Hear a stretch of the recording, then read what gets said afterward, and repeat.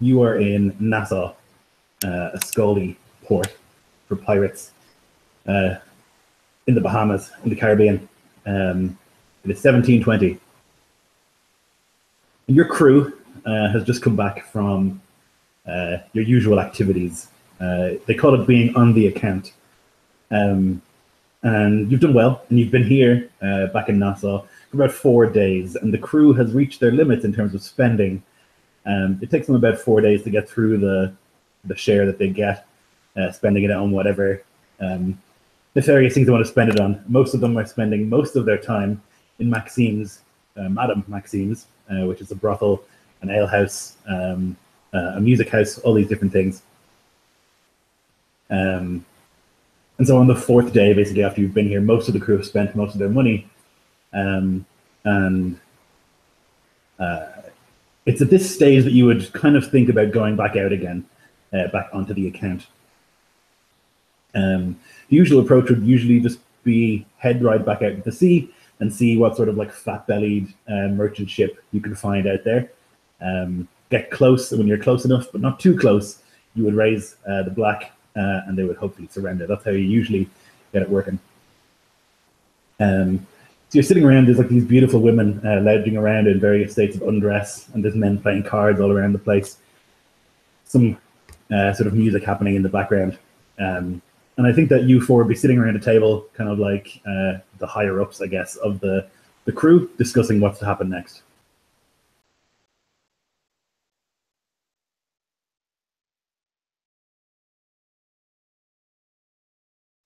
So yeah, William Carver, quartermaster, sitting there at the table with his fellow crewmates and his captain, and he takes a good swig of his grog. He looks back. Captain, it's been 4 days. The men are getting restless. It's best we go out to sea soon, or I fear we'll have mutiny on our hands. I know that.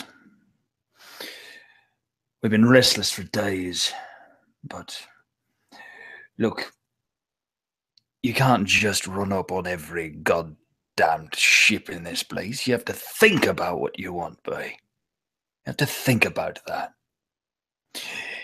If we go and we hit a privateer ship, or we go and we hit some other ship in the docks, you really think that they're gonna think kindly of us as we end up finding a way to that route? I don't think so. What we need to do is we need to think about what our next score is going to be, and we need to make sure that is a big one. Yeah, you would have heard Carver, various members of the crew over the last few days, kind of just like, rather hearing them from them, you would have heard of them getting into fights, causing all sorts of mischief. Like, you know that your crew, they're not safe for land, you know? They're very good at being on the high seas. They're an excellent crew in terms of like sailing and in terms of fighting. When it gets to being in civilization, it's not their ideal place.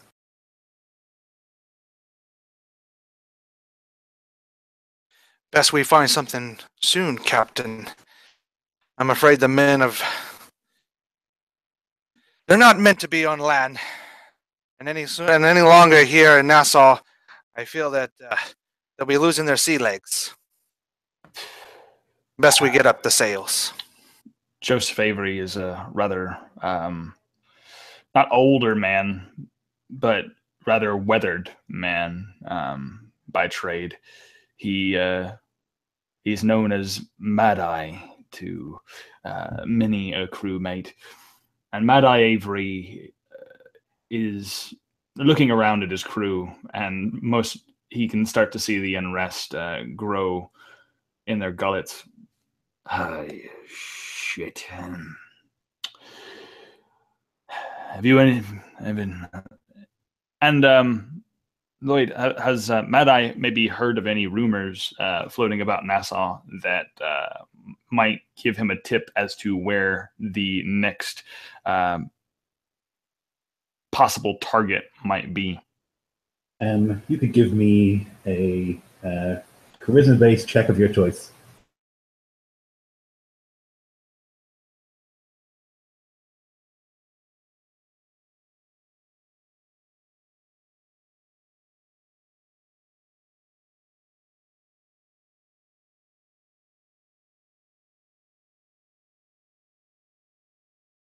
Okay, so with a deception, I got a 20 flat. Nice. So you'd have been talking, and like you'd be well honed at this stage of like hearing of jobs within people's words that aren't mentioned. You'd be very good at like rooting out any sort of rumors, and it's unusually dry. There's always talk of like Spanish treasure ships, sailing on this route and this, and you hear that, but you always hear that, and that's like it's a fool's errand, you think. So it's been unusually dry, which is why you've been here for 4 days. Usually you wouldn't be here so long, and it's similar all over. There's lots of crews here that like usually would not be here. Crews that spend most of their time out at sea. But as you're kind of thinking about this, you can hear this like rough voice, old Tom, so called because he's the oldest man in Nassau. He's still a sailor, although he's blind in both eyes. And he says, "'Twas no tall tale, lad. Saw her clear as day when we sailed by that island chain on the shore. An icy mist hung in the air, and the waves swelled. Sunken were her eyes, and she was covered in gold and jewels. The sand glittered with gold with those eyes. Even so, Captain Nevis made the right decision. We sailed away from that dread place. There was no amount of gold get me to go back." Upon hearing no amount of gold would get me to go back, I believe that Captain Mad-Eye would actually walk over to the blind sailor. Fancy that story telling again. I couldn't help but hear you say you saw a lady covered in jewels and gold. Aye, I did. No, that wouldn't just be a rumor, that's real. Especially if you saw that. So, what say you tell me where that might be, eh? And he like just almost like when you rack chips at a poker table, he like racks a couple of coin around in his fingers, on his ears to entice him to maybe give up an exact location if he knows of it. Yeah, he would like tilt his head to the side. The man knows the sound of gold whenever he can hear it. And he like shakes his head. It was past Crooked Island, east of the Snug Corner, but we sailed beyond those places to try and snag some merchant men, but I'll not go back there. I won't.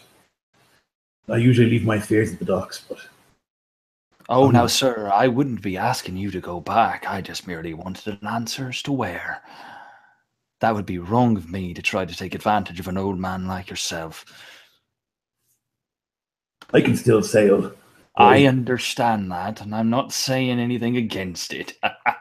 You certainly seem like a spry old man yourself. In fact, I bet you could hold a cudgel if you like, or maybe even a cutlass, yeah?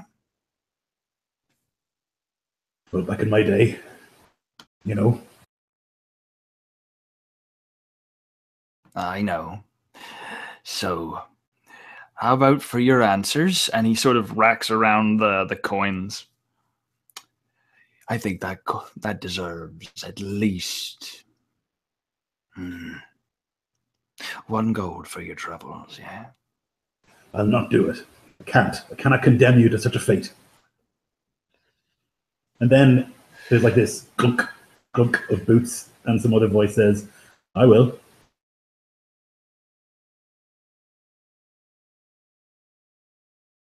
And like the whole bar kind of turns at once to like look at this newcomer. He's like a young, rakish man, a neat beard, a shaved head, with this long leather coat. And you recognize him to be Silas Marsh. He's like well known in Nassau, quartermaster for Captain Nevis.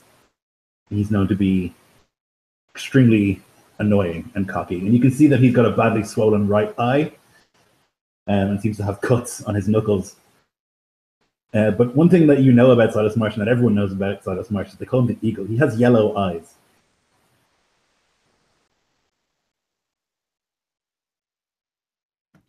Well, well, well. The mutt dog comes out to play.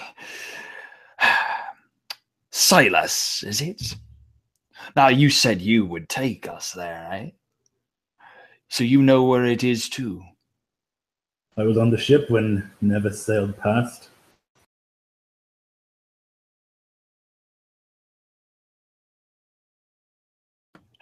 I like you. Good. I'll see to it that my men understand, and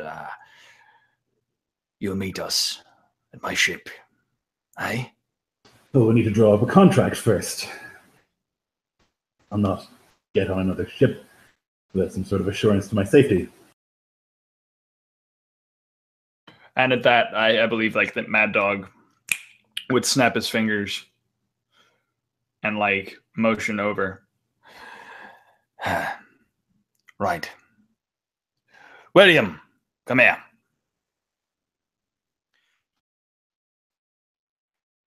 He steps forward, pulling forth standardized contract information that's been drawn up. It's pretty simple terms, and it just has one of those big X's with a line where you would normally sign. And he just kind of sprawls it out, kind of pushing over some different mugs and everything, making room.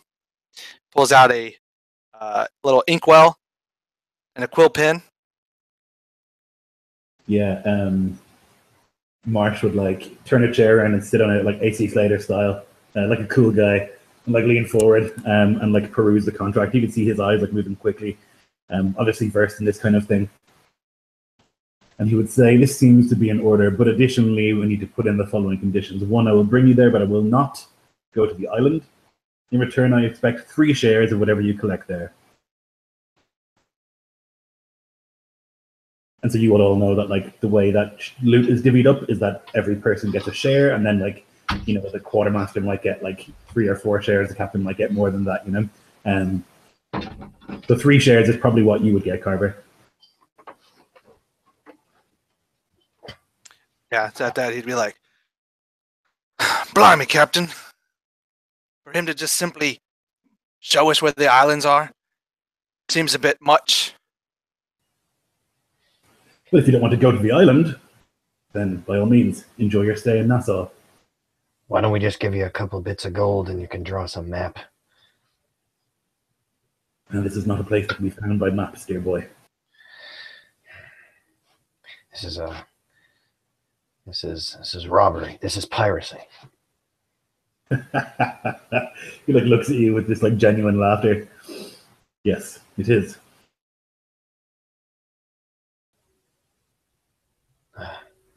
But it'll get the boys off this damn beach. I say pay the man, Captain. And there's gold there. I've seen it. Just lying on the beach.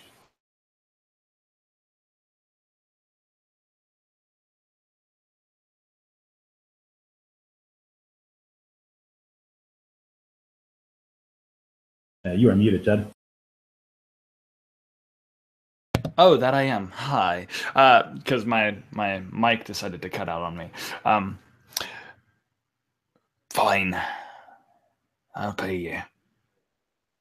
But if you send us on a wild goose chase, I have a good set of rope and a large boat to make sure that your keel haul real nice. It would not be the move of a smart person to get onto your ship with your crew and then lead you somewhere into the middle of nowhere. Would it? No, it would not. Here you are. My man has written up a contract. You sign it. We go. Very good. I'll need a copy as well. Very well. I shall see to it that that is made. Very good. And so like the copy is made kind of there, and he would like put it into an envelope and he would like give it to a boy and the boy would run off somewhere. You assume that's to go to like a like a member of his crew or something, so that if something happens to him, that they would get the money in his stead. Standard procedure for a person who's distrustful. Oh, and Mad Dog is totally distrustful too of like other people. He is very like wisely keeping an eye on, like, I don't know this person, nor do I know what he is capable of, but I am going to make sure that, like, signed, sealed, delivered, everything is in order, so that my crew doesn't go into mutiny with this new person on it. And Avery sort of, and I imagine that all of the men's eyes turn. Listen up, you scum dogs. It's been too long since you've got your sea legs wet. And this man, and he like hugs around the shoulders of Silas. This man has been very cordial enough to tell us exactly where a nice large score will be settled. So, gather yourselves and we'll head up. There's like a chorus of like general assent, but it's mostly grunts. Don't you talk back to me. I don't care how warm your hands feel or how full your bellies feel. You understand me? And you. And he looks over to one of the crew members. I understand it's been a long time since you've seen a lady, but I promise you, as soon as you come back, the amount of gold we'll have, if the rumors are true, should be enough for you to buy 10 of those whores. He like looks at the woman in his lap, like forlornly, like, I don't want to leave here. This is the best. And then he like looks at you and he's like, hi, sir. Yeah, you'd see Carver come over to that sailor and kind of just hoist him out of his chair. Like, you heard the captain. Board the ship. Make ready for sail. All of you. And he'd turn over to the captain. And not whispering, but just low tone. Captain, I don't trust him. Who's to say when we go ashore, he doesn't take our ship and our crew with him, leaving us marooned on this island? And who's to even say the island that he's taken us to has this treasure? I don't know, Captain. I'm smelling something fishy, and it's not there, and it's not the sea. Don't worry, Carver. I don't like it either. Trust me. But that's why I have you here, right? Now, he pats him on the back. Now, Butcher, go out there. Tend to our men, make sure they're there. I'll follow in tow in a minute. Aye, Captain.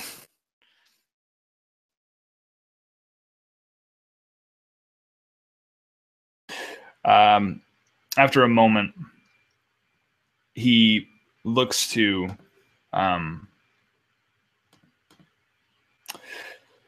he looks around the room and he sees the old man again. Are you sure you won't go with us? I'll give you one last chance. It'll be an opportunity for you to sail again. Get you. No. No? No, not for all the gold in the Spanish treasure ship, no.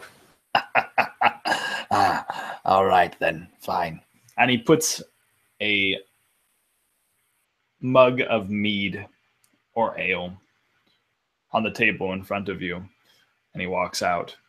He grabs your hand just as you're about to leave, and he like looks up at you with like his milky eyes. Be careful, son. It's wrong.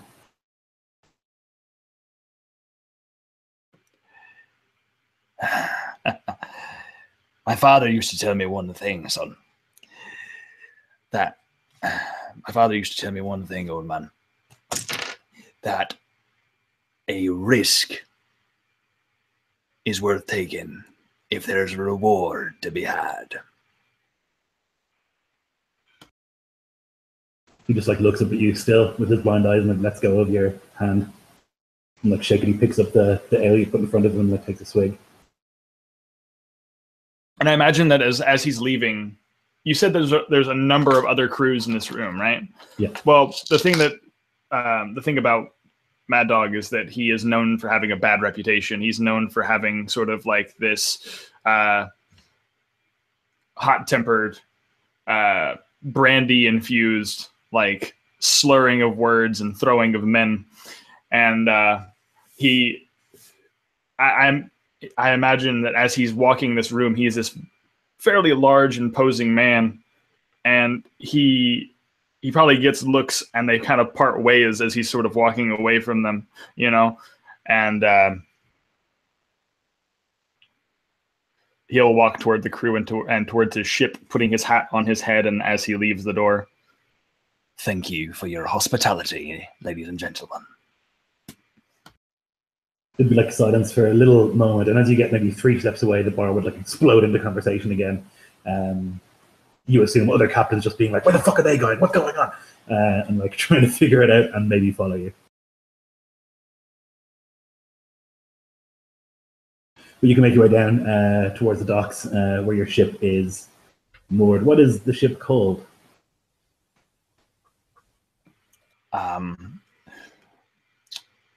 Guys, I'll throw it to you. How about this? Each one of us comes up with one word, and then that is the name of the ship.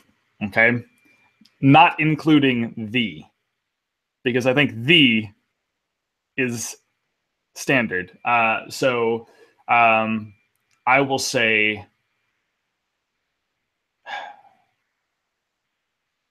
Ravenger.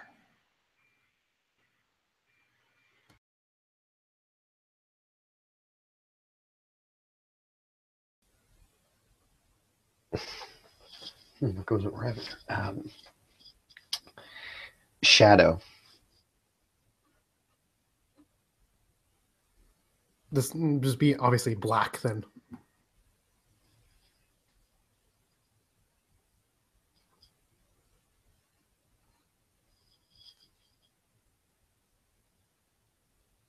So we have Black Shadow and Ravenger. Right. Okay. No,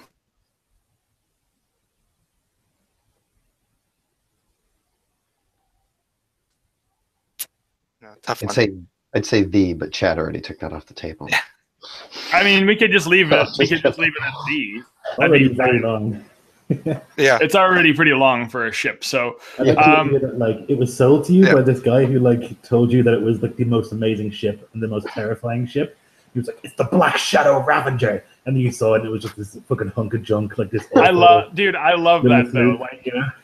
so he's like thinking that this ship is the greatest thing in the world, the Black Shadow Ravenger, right? And it's like this old, almost black and charred piece of shill, but he doesn't care. He's proud. He flies his pirate flags as high as he can on it, and he thinks that like maybe this is the time where he gets the opportunity to get a ship that gets a score that like will get him some significant recognition in the seas, rather than like this little spit of a boat. But he's too prideful to admit that it's not the most the greatest thing in the world. Yeah, I like the idea the other crews kind of take the piss out of the name of the ship as well. Like it's like a running joke around Nassau, like that this little sloop, just this little thing, is like the Black Shadow Ravenger. Like it's like a running joke in the city. It's like how Johnny Depp in Pirates of the Caribbean looked at like the Black Pearl on like his first ship that's like almost dead. That's exactly how I think Mad Eye looks at this ship. He's like, it's the most amazing ship you've ever seen in the history of your life. Also, it's sinking. You're welcome. It's happening. Yeah. So you make your way down to the dock towards the Black Shadow Ravenger. This decrepit old ship that you own with the crew. And you can see the crew are like grumbling, but they're at work. They're getting ready. They're like bringing supplies on board that you've like purchased in the meantime. And all that sort of stuff. Getting ready, doing rigging and things like that. You're going to be sailing basically southeast from where you are. What flag are you going to fly? So the common thing would be to fly like that you're Spanish or that you're English or something like that, so that you don't get hassled. What are you going to fly?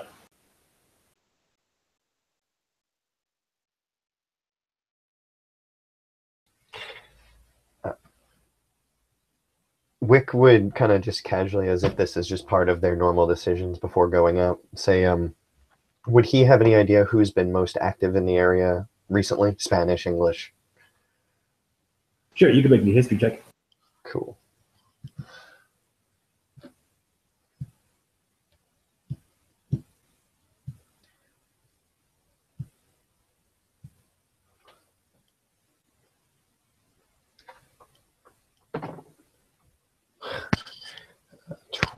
On the die. Did I take history? I did not, so that's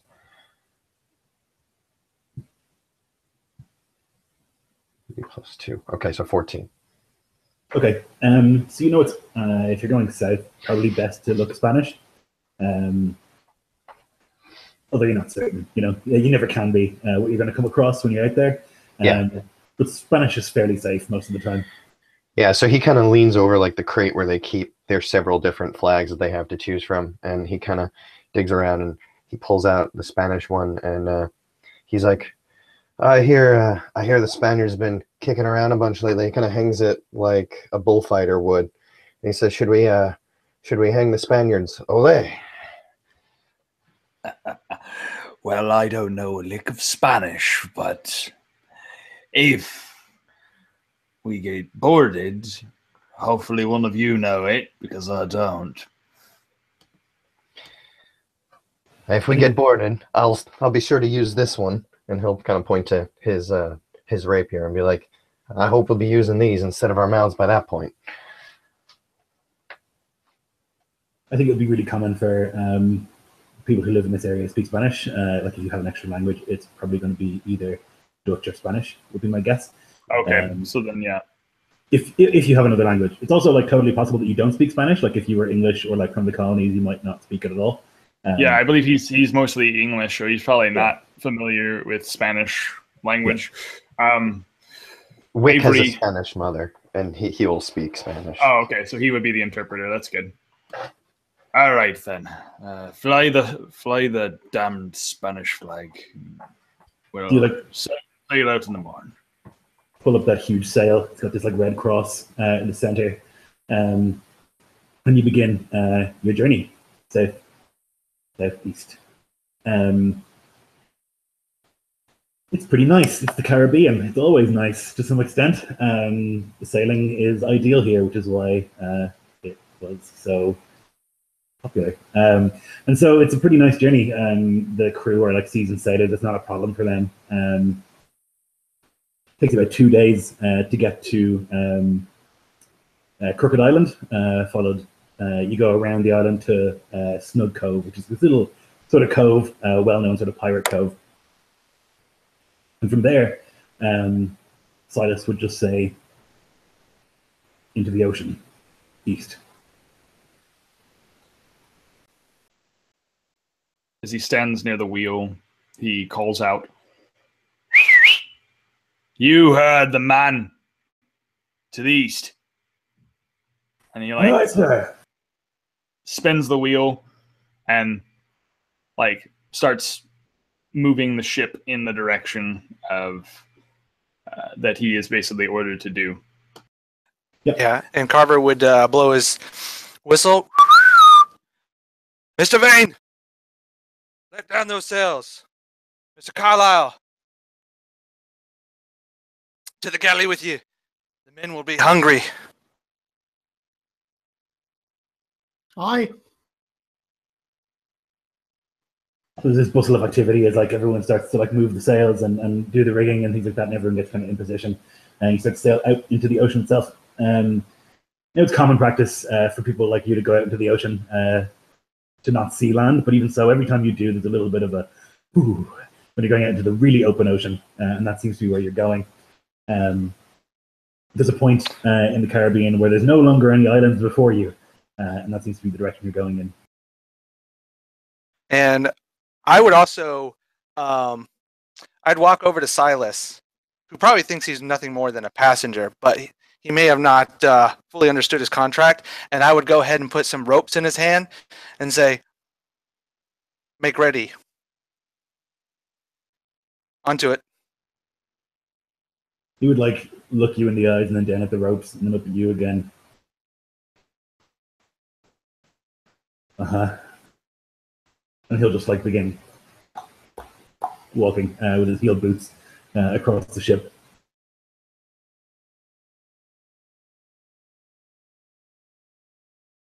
Although you would see very quickly that he's putting in about 10% effort when he's like doing the jobs that he's been assigned to. He's a quartermaster. He probably hasn't done this sort of stuff in a long time, and so you can see that he's like not really into it.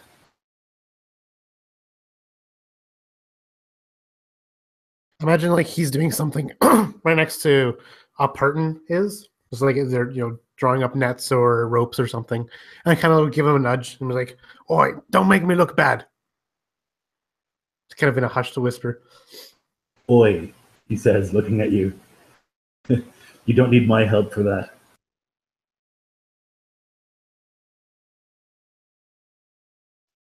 Captain, I think it's best now that we are out in open waters that Mr. Silas show us on these maps where exactly these islands be. For should he become ill, this voyage would be all for naught. I agree. Fine. Mr. Silas, Yes, I'd like to see you in my office, please. absolutely. And he just like drops the ropes onto the ground and like cleans his hands and then walks towards the office. And Parton just like has this like look on his face, like he's the other guy holding the rope. Now I'm holding both ends of it. Now he's like, "What the fuck?" And Wick will come over and, having finished tying off his rope, he grabs his end and is standing next to you and says, "Oh, what do you think they're going to talk about? You think he'll tell us?" "Well, I don't know. I'm not really much of a very great." And he has you can tell by talking with Parton, is like he has a hard time talking. He's missing all of his teeth, but except for like 3 from just all the scurvy and all the bad nutrition and all that stuff. And so it's really hard to actually have a conversation with this guy. You should have some more limes. I hear they're good for the scurvy. I'm not really fond of them limes. They're too sour and sweet on my tongue.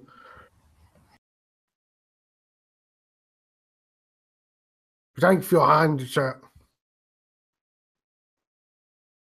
Oi, anytime. We've got to get where we're going. So as they take to doing this, I imagine that it's a scene where Butcher and Mad Eye are in the room with Silas. So, now that we're on open waters, the men seem to be in fine standing, and it seems that we are on a good pace for what we need. I will ask you now, where are you taking us? And if you would like to show us on those maps there, where exactly we need to head, what we're going to be getting ourselves into. Avery, do you think I'm stupid? No, I don't think you're stupid, but I am not a man who merely wanders about the ocean with no idea of where he's going. We're going east. And there will be a point where we will turn in a direction that I know. There's a point from there that we will turn again, and then we'll be at the island. I understand. Yes, yes. Very well. You can see that he's definitely paranoid. Those paranoid pirates that... You know, the thing is, though, I don't like the idea that you're the only one who's guiding me in the direction I need to go. I don't like the fact that I'm the captain of this ship and I'm listening to a man tell me where to go. I don't like that. And then this is obviously where his pride's coming in. So, I need some form, not just written contract. That written contracts can be burned, can be torched, whatever.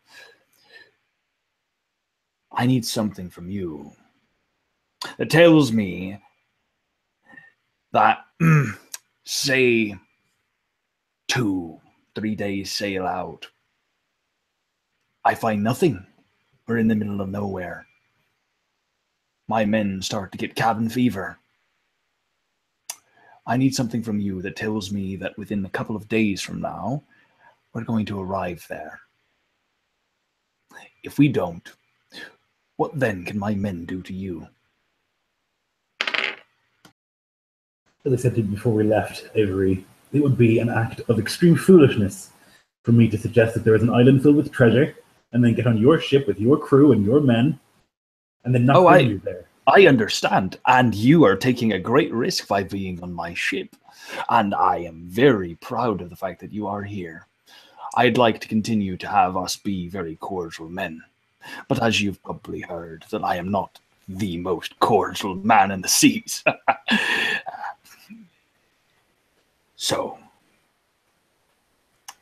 forgive me for my paranoia, but I have a large-ish crew.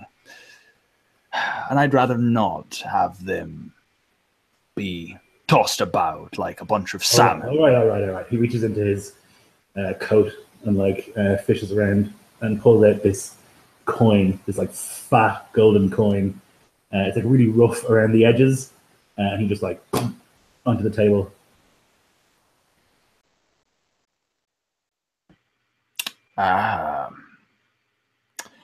He pulls the coin towards him.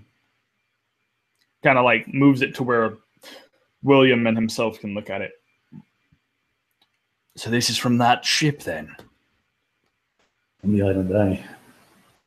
And you can see that it's not a piece of 8, which is like the common sort of currency that you would see. It's definitely not like a Spanish coin or like an American coin. It's something else entirely. It's like older than that. It's much thicker and way less sort of uniform. Like it looks like it's been hand carved or something like that.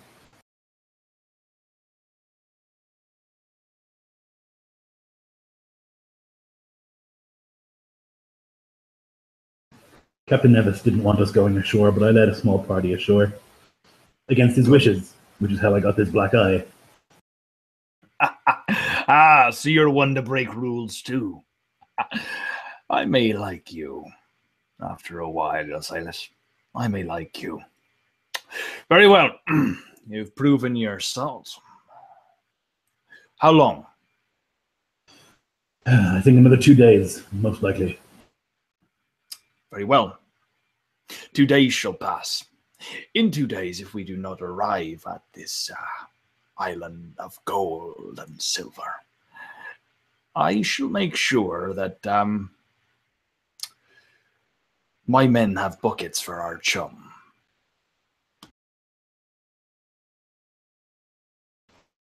He looks at you and raises an eyebrow. We both entered into a contract together, a legal contract, and I know that perhaps you think that you're a pirate and the law doesn't apply to you. But there's a different kind of law that applies to all of us. The signing of a contract is not a thing that I take lightly, nor should you. I don't. I asked for a copy of that contract, and that copy of the contract has gone to someone, I won't tell you right now, I'm not really at liberty to say, but someone who will ensure that it is enforced should you return without me. And there's sort of like this bustling back and forth and bantering back and forth, and eventually the piss is taken out of Mad Dog's sails, and he's sort of like, bah, fine. William, please see to it that our new associate is taken very well care of the remainder of the 2 days. I wouldn't want his fragile demeanor to be what's the word I'm looking for here? Fussed with? I don't like to be fussed with, Captain. Aye.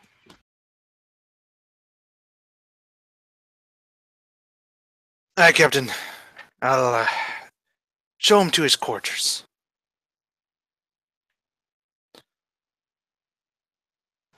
And so the journey continues for the next day. And the best part of a second day, but that kind of evening as the sun is kind of turning the sky orange, there's this weird occurrence. They're all kind of on the deck of the ship, and all of a sudden, like there have been clouds overhead, which is unusual in this part of the world, and a sort of mist. And as you're kind of sailing, all of a sudden there's just like this boom, boom, boom, boom, boom, boom. And like hitting the deck from above, 12 seagulls like fallen dead from the sky, and I've just like landed all over the ship. The men are just like, what? Loads of them are just like terrified, and they're like clutching at crosses at their necks and things like that.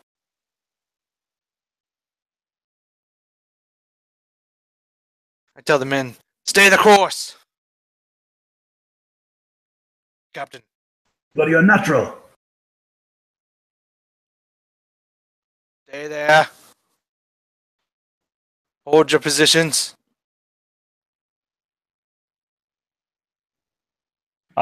At hearing that, right, I said at hearing the call out from Carver, the captain walks out onto the main deck, and he sees this phenomenon. By the hells. And you can see that he seems to be holding in his hand a small trinket. It looks to be like a small compass. And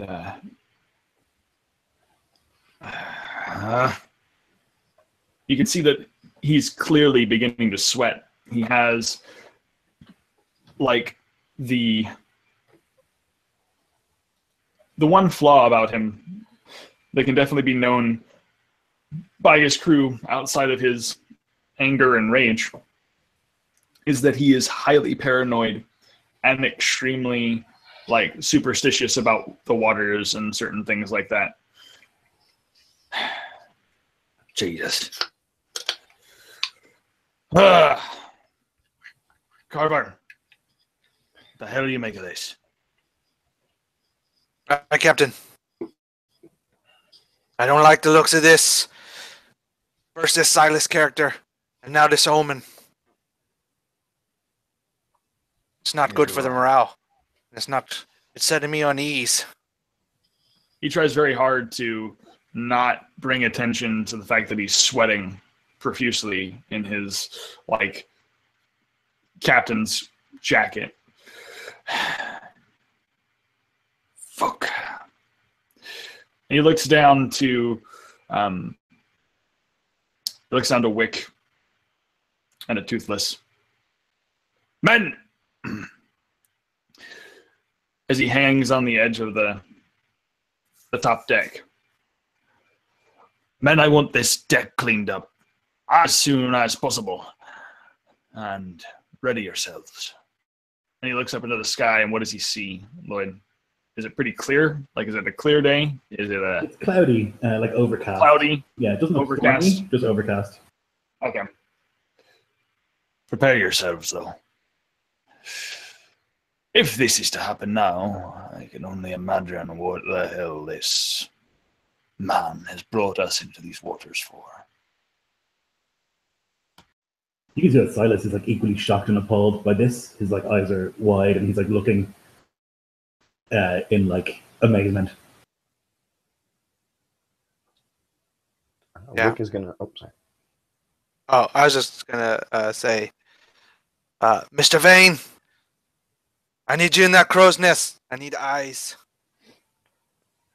And as he does, Wick was just following the captain's orders. He had grabbed the closest bird, and he was kind of throwing it over. But before he did, he kind of like grabs it and kind of like just tosses the corpse like in his hand a little bit and kind of tries to take a look at it. Can he try to roll some sort of an investigation to see if? Yeah.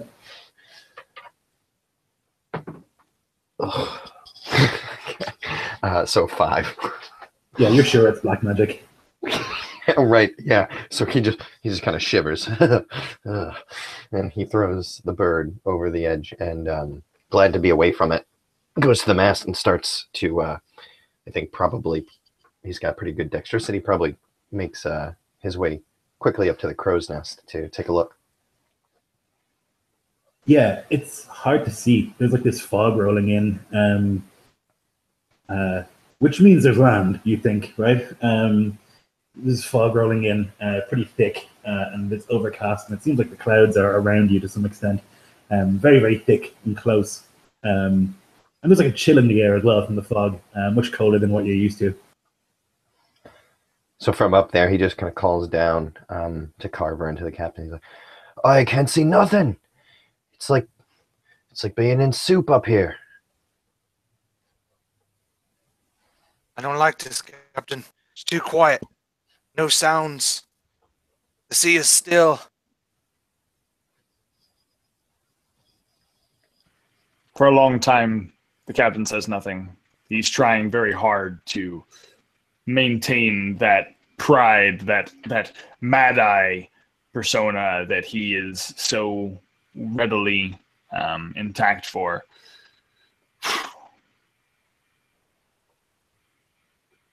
Very well. Men, ready yourselves.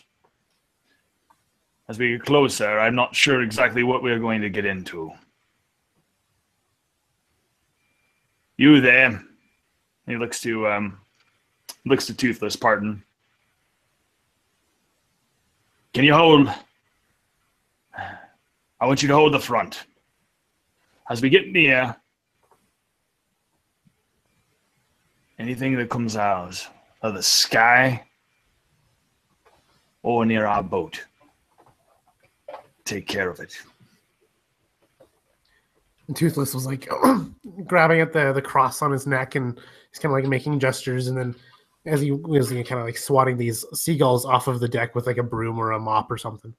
And as he's being called for, he just goes, "Aye, aye, Captain," and just kind of shuffles, almost like a rat, just like scurries off to the front of the boat to follow the orders. And he kind of like gets his hand is kind of shaking. He's like kind of feeling the handle of his cutlass, and he's kind of like bracing himself on the rail over the ship and kind of looking down at the waters in front and up in the sky and in the fog, just completely shooken in his boots at this point. So between Parton and Vane, the two of you are both kind of like searching. I'll let one of you, whoever has the better perception, make a perception with advantage. I've got a +7, so Yeah, that's going to be you then. yeah. Carver turns That to is a Silas. 26. Go ahead, Alan. Carver turns to Silas and steps up close to him. What sort of hell have you sailed us into, man? Old Tom told you. He told you not to come here. Spooky. We didn't have seagulls land on our deck when we last came here, but it was similar. It was foggy and cold.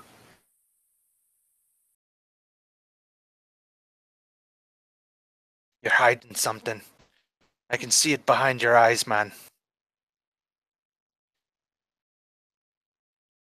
As he says that, Mad-Eye comes behind him and puts a shoulder or a hand onto Carver's shoulder. Now, Carver. You and I both know it's not right to judge a man by his colors. Besides, this could very well just be a bad omen. Marking of the seas. But we'll sail through that fog, and if we arrive on land, like I think we will, we shall handle whatever threat comes our way.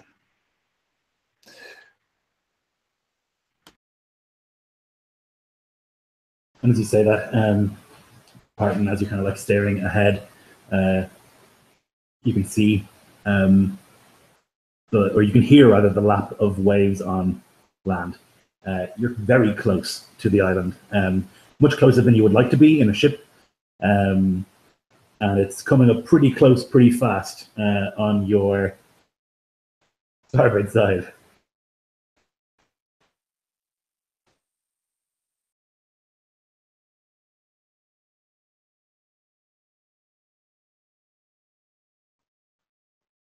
And so Toothless is just like quivering and just barely even able to even stand, or maybe like a little bit of lurching in his stomach. But he kind of would call out behind him and kind of just yell that there's something there in the mist and the fog. Yeah, and you would like call that out, and it would like travel through the ship, slowly but surely. Everyone like repeating what you say, all the way back until it gets to like the captain and where Carver are. Belay the lines! Drop anchor! We can't be going in this fast. Aye, sir! And everyone starts like working on that, like fucking pulling sails and all those sorts of crazy activity. You can hear it's like creaking of wood as like anchor is dropped, and all sorts of like awful creaking coming from the ship. And Wick is going to kind of panic, in a panic, try to get down from the crow's nest. He knows that's not a place to be if something were to go wrong. Yeah, for sure. So the anchor is dropped, and all the brakes are pulled, and and the ship like fucking wobbles and shakes in the waves really dramatically, although it does come to a stop just as there's like a slight sort of along the starboard side of the fore of the ship. The lessons you taught me at the start of this game, Alan, are paying such dividends. I got it right both times. Although it doesn't seem like anything's broken, there's no reports from underneath that like the hull has been breached. This ship should not be hitting land ever, and there's a real fear in the crew's eyes. And that's where we're going to take a super quick break because I really need to go to the bathroom. We'll be back in like 2 minutes.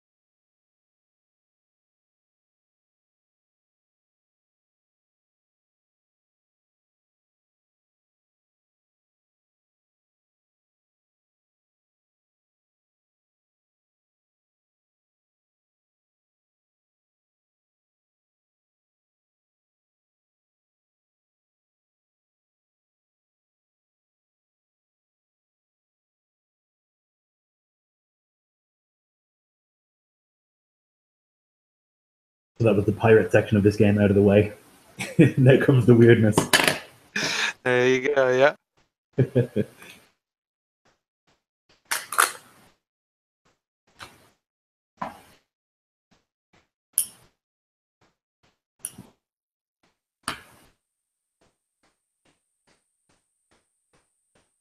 Yeah, those directions came in handy. I didn't think I'd use them, but there we go. I remembered them just as it came, or just as it was handy.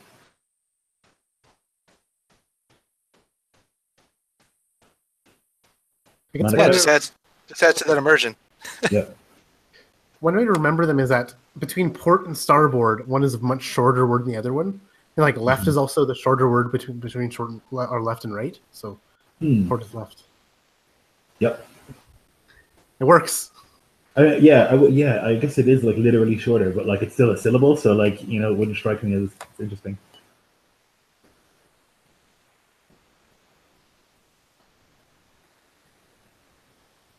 Man, I would turn that ship the fuck around if seagulls fell out of the sky. I would just be like, nope, it's not worth the gold. I'm going home. True, but I mean, at the cost of having to pay the crew and being out to sea. Yeah, you got. I mean, you got to make some. I mean, maybe if we had come across a ship and we could looted that, we could have been like, okay, we got what we got something. And also like meta reasons. Are we really an adventure worth talking about and playing out if we don't? Yeah. Kind of turn if we do turn around. Yeah. From seagulls falling. Like, no, we're adventurer pirates. Yeah. With a story worth telling. As Chad's grandpa said, you know, if you're willing to take risks, you get the rewards, or however he said it.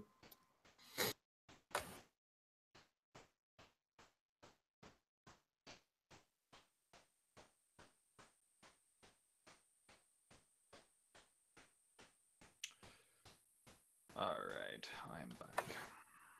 Excellent. So the ship is kind of ground to a halt, not quite like beached, not quite hull breached, but still, you know, not ideal. And there's probably some warping on the wood if you were to go under deck. But mostly it seems to be okay. You're definitely in like boat distance away from the shore. Yeah, and now it's up to you. Captain, the reports say the ship's intact. We've sustained no damage or no water. Should I make the men ready for land? Good. Drop the skimmers. Send men. We'll go in. And what of Mr. Silas? Do you really plan to leave him aboard while we go ashore? Absolutely not. He stays with you and I.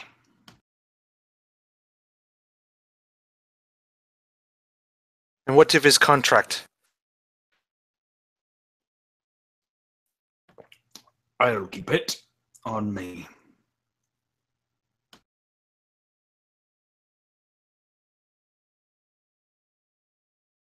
So yeah, as the men are getting the keels ready, Mr. Carlisle, Mr. Bain, we'll be needing your assistance. Please board the boats. You too, Mr. Silas, if you please. Those men to get ready. So there is a consideration here with how many men you're going to bring, because you do need to keep a certain people on the ship in terms of like you can't just leave it floating out here. It might like drift away or something like that, you know. So you do keep some people on here, like a skeleton crew. Probably have 60 people in your crew, I would say, and that's probably generous. Of which you probably need to leave about half of them on the ship. So if you wanted to take the rest with you, you So could. I'm going to take. I'll say we take half. We take half the men with us, and we leave half the men. I don't leave. Like obviously the four of us are going, but I also want to leave someone that I trust as a like pseudo quartermaster to like handle certain things on the ship. So I imagine like I just appoint someone to be temporary quartermaster for a moment, and then as we head out. Benjamin Smythe. Reliable man. Good name, Matt. Silas looks at you and he says, I'm not going onto the island. It's in my contract. A breach of that contract will result in, and he like takes out the copy, one of the copies that he has, and he like scans through. Breach of the contract, putting my life in danger, results in me, instead of getting a third share, getting 3 shares, getting 9 shares. I don't think that's what you want, Captain. Oh, I see then. Yeah, and Wick heard this. He's just going to kind of gravitate a little bit closer. He wants to know if they're really losing 6 of those shares.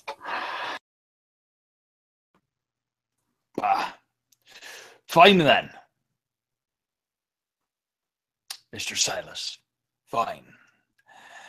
You may stay aboard my ship and act as temporary quartermaster.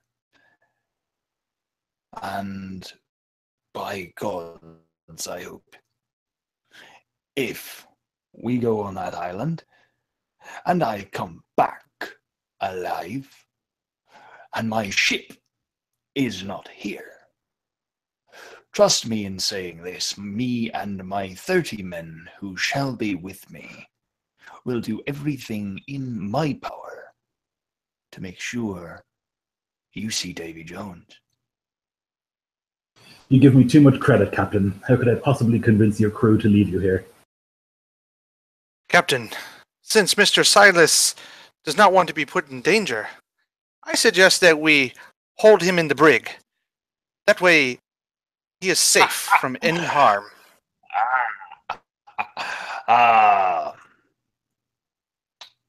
Mr. Carver, that is why you are my first mate. Yes. Although I assume you would rather stay in your own quarters, yes?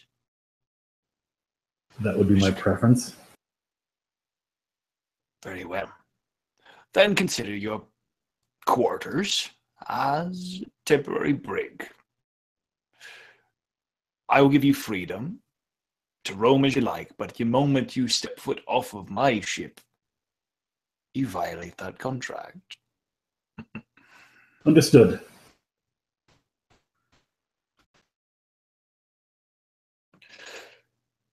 All right, men. Let's go. Enough talking.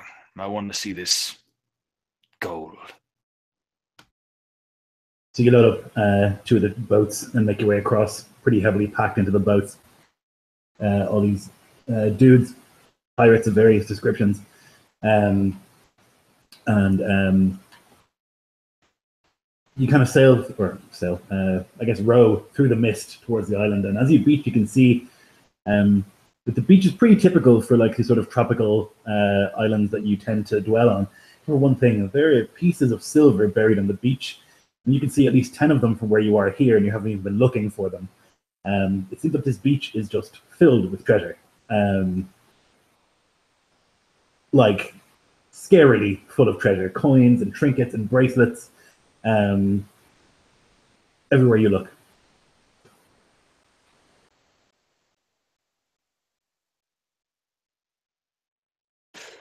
At seeing this like horizon of shimmering, Mad Eye's eyes go wide. Oh, buy the salt. He was right. Look at that. Do you see that out there? It's nothing but a beach full of silver and gold. Now, question is, how do we get it all back?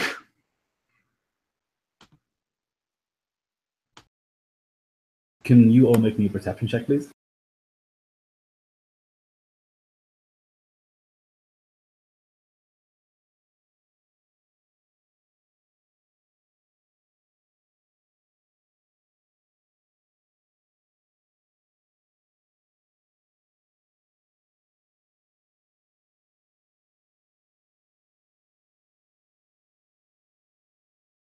So Captain and Toothless, for a second you're kind of looking into the tree line beyond the beach, kind of like scanning the area, and you can see movement there, it looks like. like the glint of metal and the shape of people just for a second, and then you kind of like stare a little more closely, and you realize it's nothing. I thought I saw some people there. Oh, silver, the cleaning of swords, maybe. You see them too, Captain? But we've been sailing for a while. It may very well just be a mirage. Don't let the glimmer of treasure fool your eyes, boy. Look, let's just get to land and see what we can find, huh? But keep your hands close to your weapons in case we. And he thinks back to Silas, and he grips onto his cutlass pretty tightly In case we get ambushed. And Toothless just like trying to be steeled by your words is more. His hand doesn't go for his cutlass; it goes for like the cross on his neck, just as he just makes mutters and prayers to to guide him and keep him safe and to protect him essentially in this time in this really perilous, spooky location. Plus, with the idea of there being people on that island where seagulls fall from the sky and rocks emerge from the waters to stab your boat. It's a very scary place.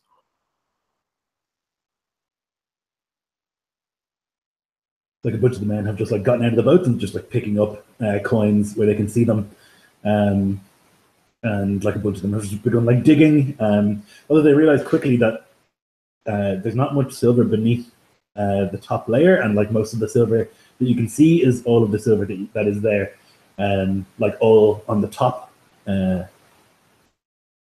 of the beach. They find a pretty decent amount, and they start like bringing it back to the boats and like throwing it in there.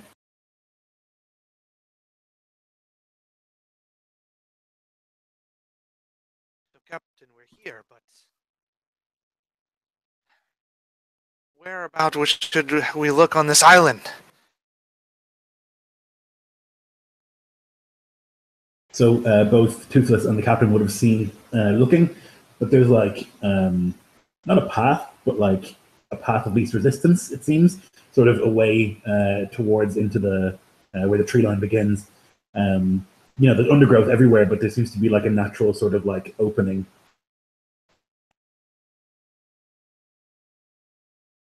If I can speak, sir, I see an opening over there. Good eye, Toothless. Good eye. All right, men. We travel through that there. And don't carry too much weight. This is just the pittance on the outside. If what he said was right, I imagine we'll have an even larger score wherever we go. Deeper into the island now with you. Aye, aye. And they kind of like, most of them like draw cutlasses and pistols and begin like moving and like start hacking at the various undergrowth in the way. I would like to leave at least 10 of the men with the boats to keep them, if there are any natives or anything, that they keep our ride back to the ship that safe. Is inspiration for you.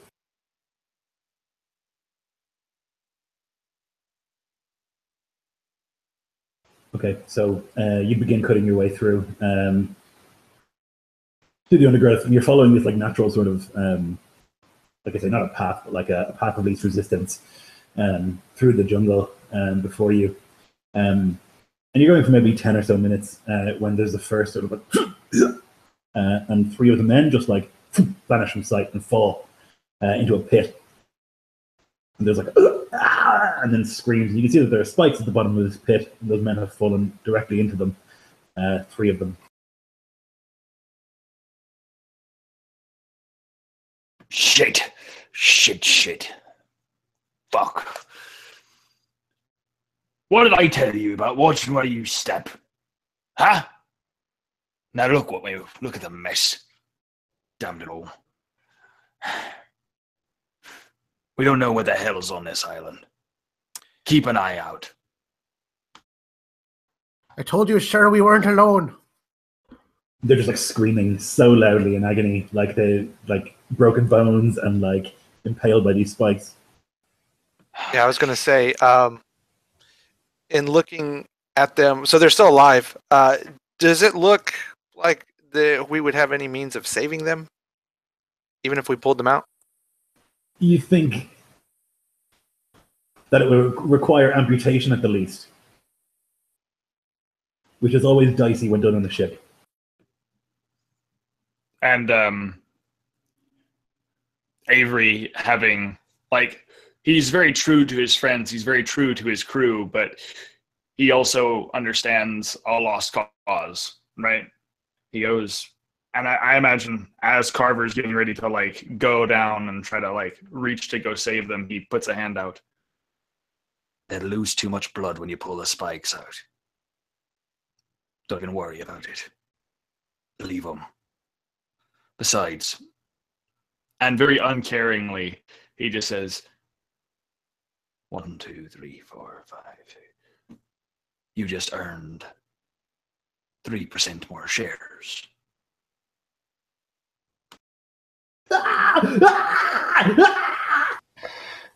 And Carver would nod, and then he would motion for men that have, I guess, pistols at least, and move over and goes, let's at least put them out of their misery. And would, fire 3 shots in. Yeah, so like the men standing around would like give a quick prayer before there's like enormous thunder, flintlocks, and these huge clouds of smoke that come from every gunshot, but the screaming stops.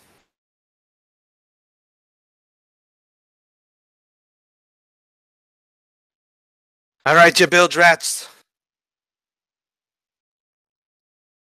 Be on the lookout. We're not alone here.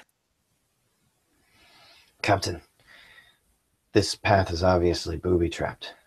Perhaps some sort of a 10-foot pole made out of the... made out of some underbrush to feel ahead. Otherwise, we'll just lose more men. I know what you mean. Right. Very well. he looks to the crew. Which one of you is keen, sensed enough to find me?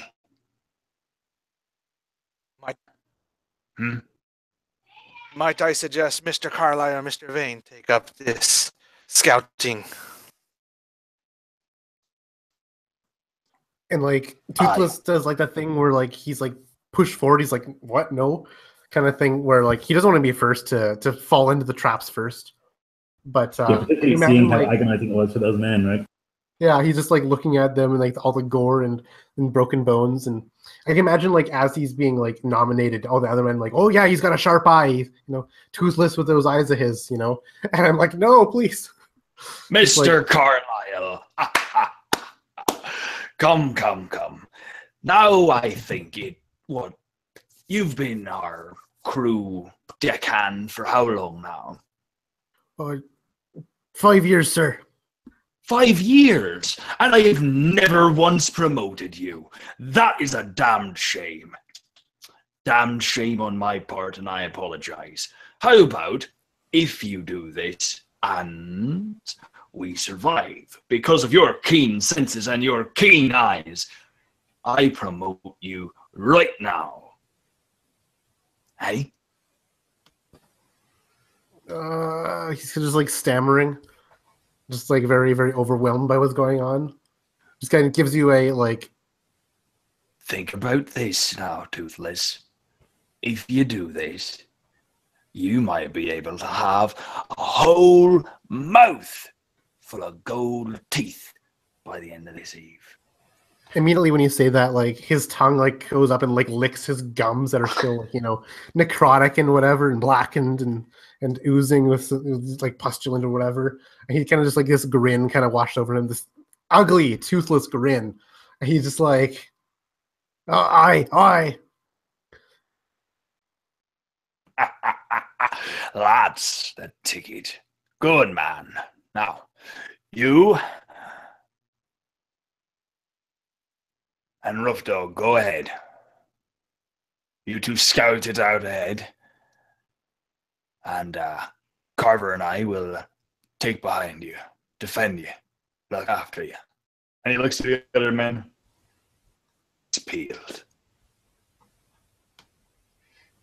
No problem, Captain. Just don't get too far behind. We don't need that much room. And kind of looks over to Toothless and just kind of pats him on the back. And, don't worry. If we fall down a pit, I'll put you out of your misery. Thanks, I guess. Thanks. You guys begin moving along this path again, keeping your eyes out, desperate to find any sort of potential hazards along the way. Can I get a perception from both of you?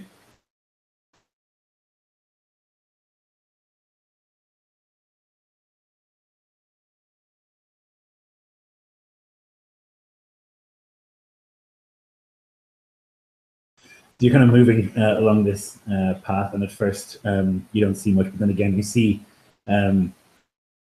wise to it now, this sort of like sort of twig netting with leaves covering it, another pit trap, and you're able to like avoid that. Walk around it. You tell everyone to walk around it, and they manage to do so. However, it's another minute or so later, as you're kind of like walking around, you're still kind of looking behind you as you're making sure everyone wanders around that first pit trap. Some of the people are like walking by you to like get past as you kind of make sure you're standing there, like, don't look there, watch, avoid this bit. And there's just this like of like snap, and then this like spike branch like wham around the corner, and two more men are just like impaled by these like antlers that have been like attached to this like branch mechanism, and they're both just like standing there like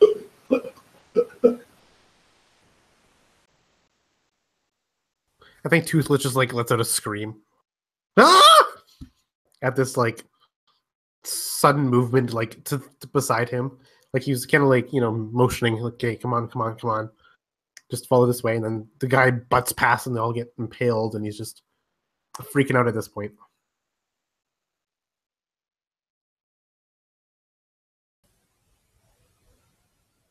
There's a large bit of paranoia that comes over Mad Dog for sure.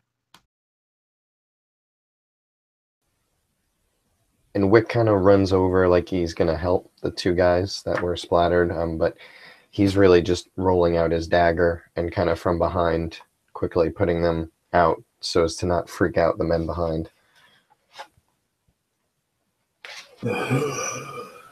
these like final breaths.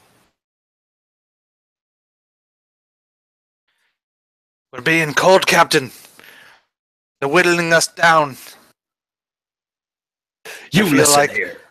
And he grabs you like intensely, and he actually probably lifts you up, because I imagine that like Mad Eye is probably, of the rest of the crew, he's probably one of the bigger men on the ship, and he lifts you up, and probably for the first time, it's like this very like scared situation. You can see in his eyes like the paranoia and the insanity is starting to already kick in, right? Listen to me, you. I will not let some tale be told to me and be given to me and make me feel like a scared little child. Do you understand? This is not some child's tale. We are goddamn men, and we will treat it like goddamn men. Aye, Captain. Aye.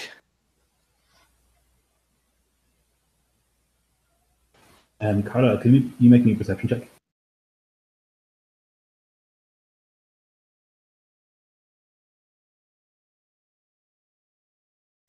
So you can see perched up in a tree branch for a moment, this man, and he's like squatted down, almost like an ape, and he's like looking down. He's like painted orange with like black, like a jaguar. He's got a jade through his nose. It's so vivid. And you see him there like looking down for a second, and then you like, and then he's gone. And like I'm like gasping. I hold my breath. I look up. Then I just like look down. My mouth still agape, and I look at the captain and the quartermaster and Wick, and I just like silently just gesture, one person and like up, essentially, just like very quietly. And Wick is gonna like lay the second body down at this point. He's kind of like taken them off the antlers, kind of like pulled it off them, and they've been laid to the side of the trail. And he kind of turns and sees him pointing up and looks, and I assume he doesn't see anything by this point, and just kind of looks back and kind of approaches Toothless, but doesn't say anything. Just trying to stay closer to the men. There's someone up there. Yeah, I didn't see anything, but I believe you. These traps didn't just build themselves. I told you we're not alone. I saw the people earlier. I don't even know why we're going in here. We have the gold. What's the point? He spoke of a woman. The old man in the bar, he spoke of a woman.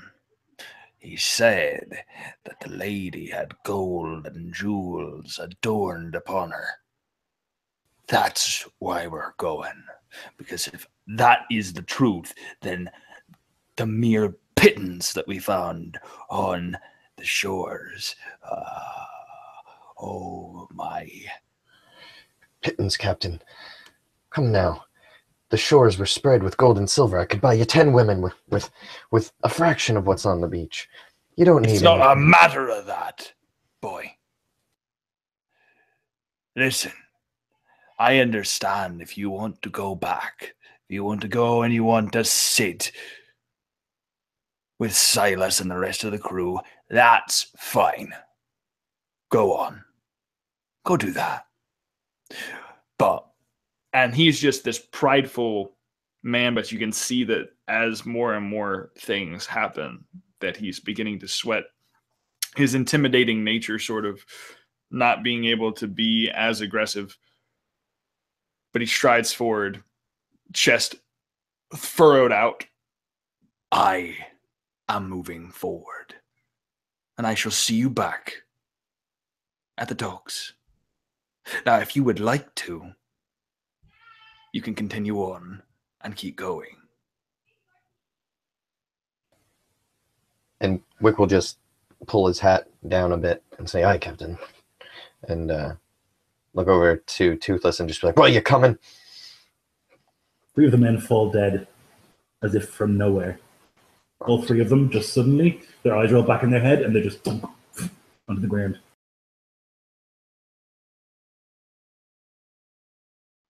Are there like darts sticking out of them, or any kind of bleeding happening? Yeah, if you like run over to them, you would see that there are like these miniature, like almost needle-like darts sticking out of their arms.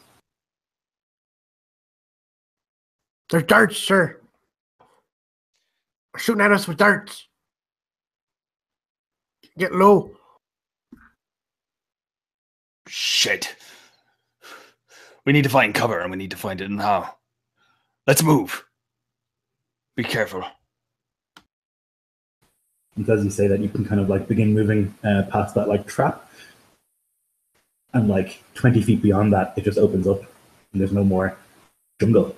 There's just this building. It's like old building. You would have heard like the Spaniards talk about these, like they see them in the jungle sometimes. These like stepped pyramids.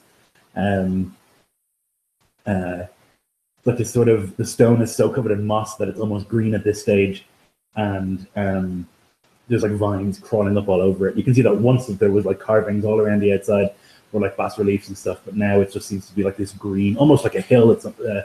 It's so kind of reclaimed by the jungle.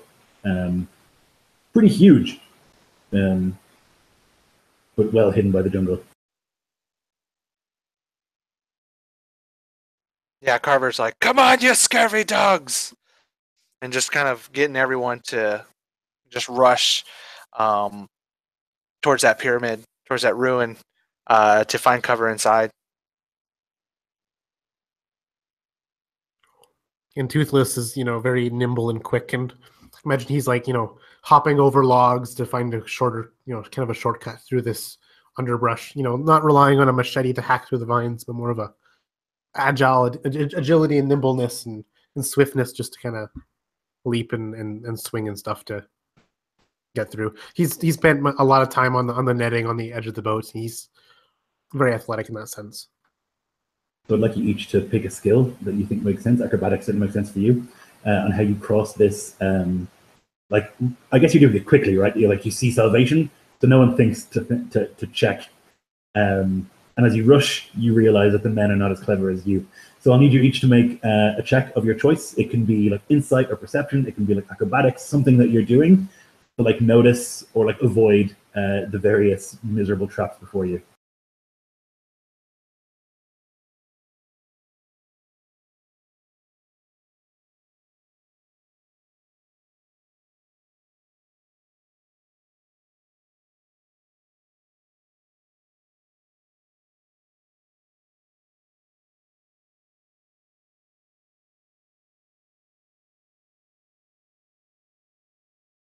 So perfect. Okay, great. So you all are able to like spot the things before you step in them, and you're able to like leap over the various pits, and you can see like the nets and stuff like that. You can spot the various tripwires. 7 of the men are not so lucky.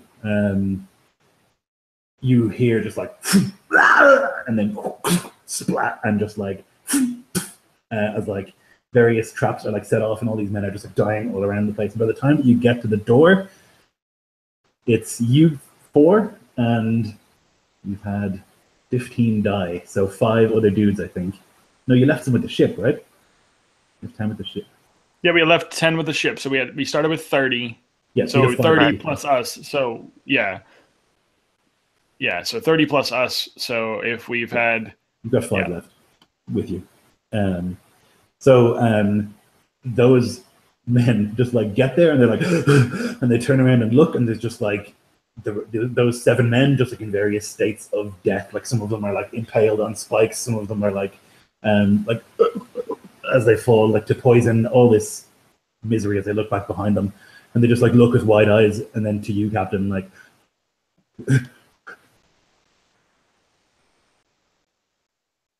he is not one the captain is not one to coddle people. He is not one to like give rousing persuasive speeches, but he is certainly one that like intimidates people into what he wants. So he also sort of catching his breath after this like long foray through the jungle. He just begins laughing.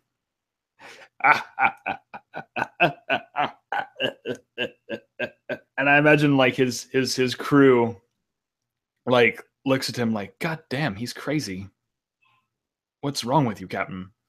Yeah, a lot of them are just like wide-eyed, like they want to back away, but they know that way is death, because they've just seen 7 of their friends die there. And so there seems no other option to them. They're just like looking wide-eyed, and they look to like the rest of the crew like, how is this person in charge? You see, lads, that's what they call risk versus reward. We've undone all the risks, and now, as he looks back to the door, now we claim that reward.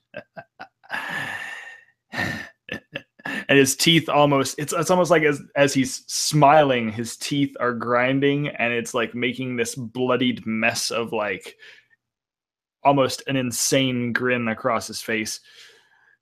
If any of you wish to be cowards now, feel free to join your men in the pits. On your feet, my man. True friends. On your feet. True friends and my true crew. Like this one here, as he looks to Carver, shall stay by my side and attend to the glories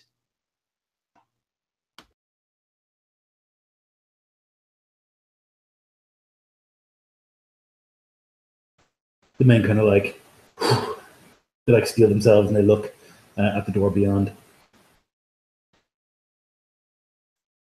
Yeah, you can see Carver. He had his hand on his just on one of his pistols. Should anyone try to leave or disobey an order?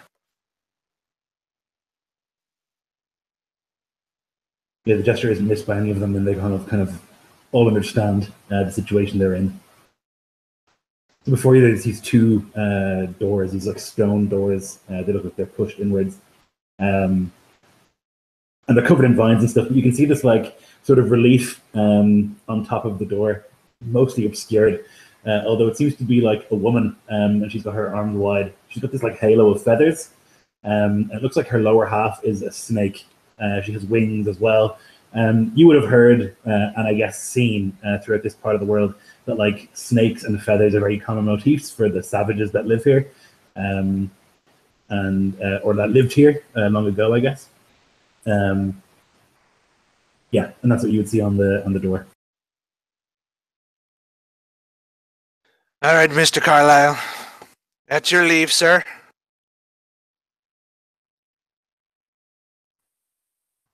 And Carlisle, Toothless, is just like, what is going on? You know, with all the twangs and the snaps and the impalings, he's just super on edge. His eyes are flitting around like a nervous bunny rabbit.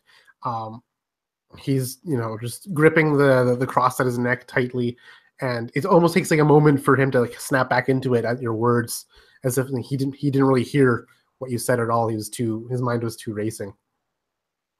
He's just staring at you like blankly, as the little Mad Eye pushes you forward. all right. And I guess Carlisle just will put two and two together, and he's gonna kind of look from afar at these carvings and these the figures and stuff, and he's just gonna try and see how the stone is and what's what in this room with this wall. Sure, it just looks. I mean, this is the front of the pyramid. It looks like literally two like stone pieces, like stones that you would just like push inwards, and they're like on hinges. Looks like it requires some strength, but other than that, it doesn't seem to be like complicated mechanisms or anything like that. Like looking at it, even at a glance, it's clear that this is more like a covering than a door. Yeah, and he's gonna triple / quadruple check like the ground for snares and such like that, just to really put the nail in the coffin here, because he's very scared of traps now that he's seen countless being set off. Go ahead and give me a perception check. Okay, well, this is a very high number. It was a 28 on a nat 20. You are as certain as it's possible to be that there is no traps here. And he kind of would give a nod to the rest, the 9 remaining people. I'm just like, seems safe. And kind of just, we kind of like gestures to maybe have someone else push open the door, because he definitely doesn't want to do it. He rouses the men, almost like asking for a battering ram, and like, has them go at it.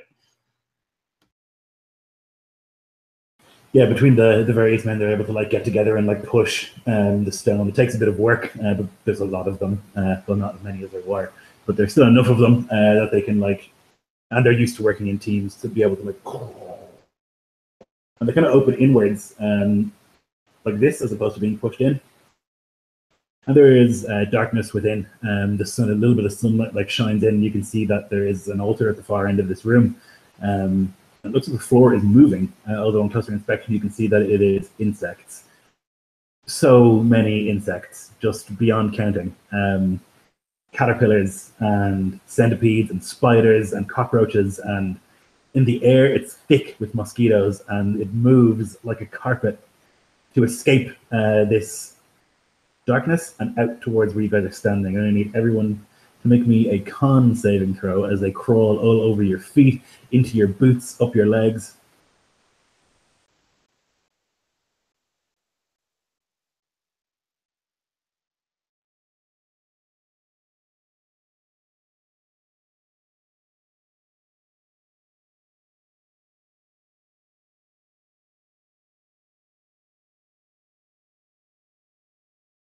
Okay, so Carlisle and Vane, you're both going to take 8 piercing damage from various bites, and you will be poisoned.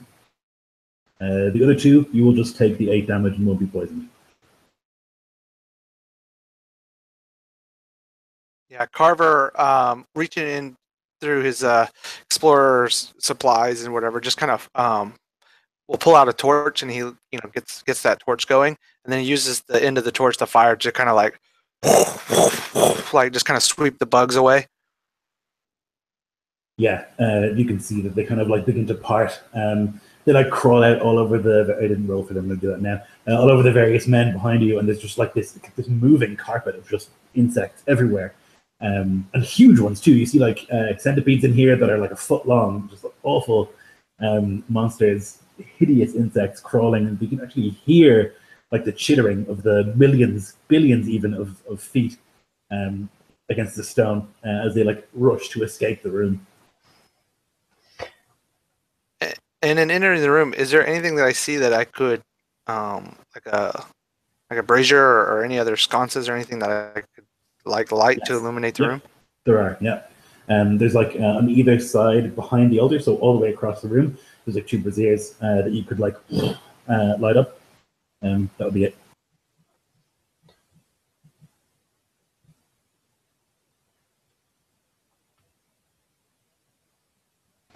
Almost all of the men are okay, but one of them you can see he like gets bitten on the neck. You can see this like huge like centipede has crawled up and just like bites into his shoulder, and he like it begins to swell almost immediately, and he's like foam begins to come out of his mouth, and he like falls to his knees, and then various other like insects crawl all over him and like into his mouth, into his nostrils, and he just like is swept away by this carpet. Fuck. And Wick, when this cloud comes out and they start to kind of bite at him, he gets the whenever he sees an attack coming at him, he can use a reaction to have it. So he's just going to kind of take, like I kind of imagine he has kind of like this long like cloak on, and he kind of takes it and kind of like just brings it up around his face and kind of tries to bat away some of the larger ones and protect himself a little bit, but he still kind of ends up with like all these kind of welts down one side of his face. He just kind of looks pretty gnarly from one side, like Two-Face, and he is just kind of like just almost like choking, like spitting up some of these bugs that are just stuck in his mouth. Oh, we're gonna get through that. Come on, we gotta light some torches. And he's gonna start pulling through his backpack and pulls out a torch and starts the process to try to light it.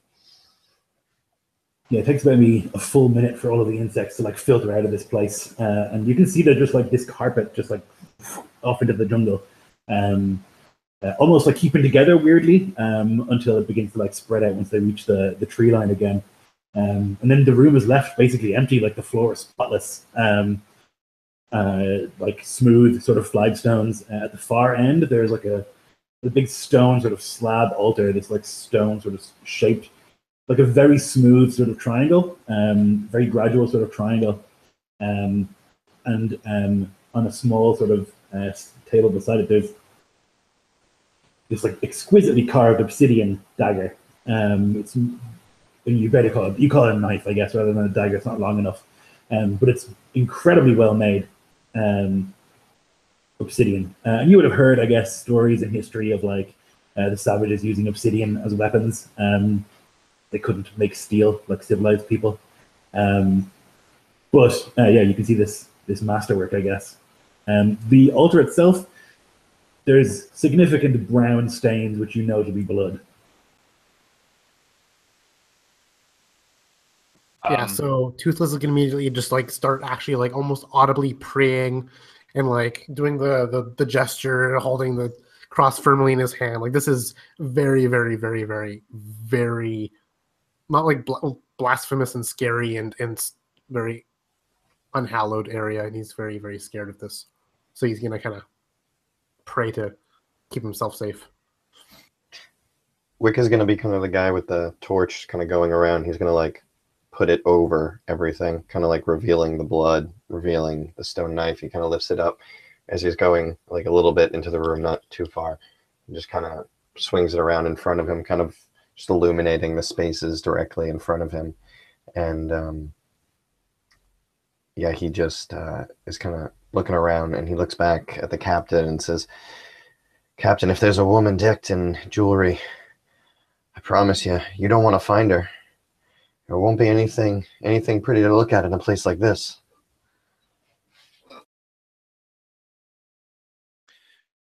We've come too far, men, to leave empty-handed.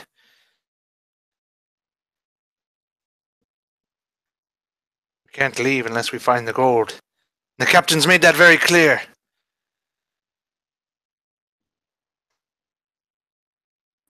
Aye.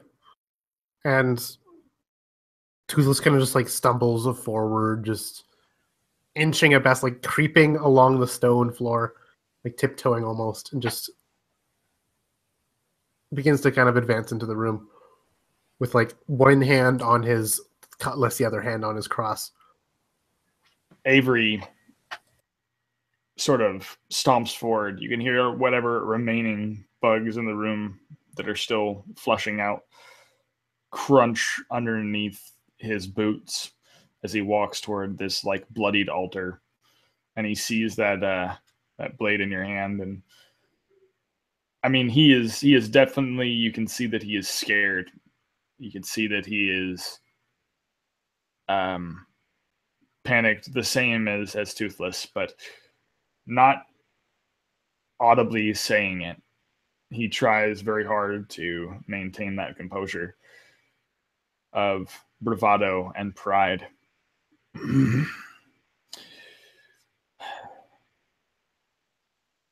I'm not here looking for a lady, Wick. I'm here looking for gold. So we keep pushing forward. But at the rate we're losing men. And he like grimaces at that. I want the four of us to stay together. Understood?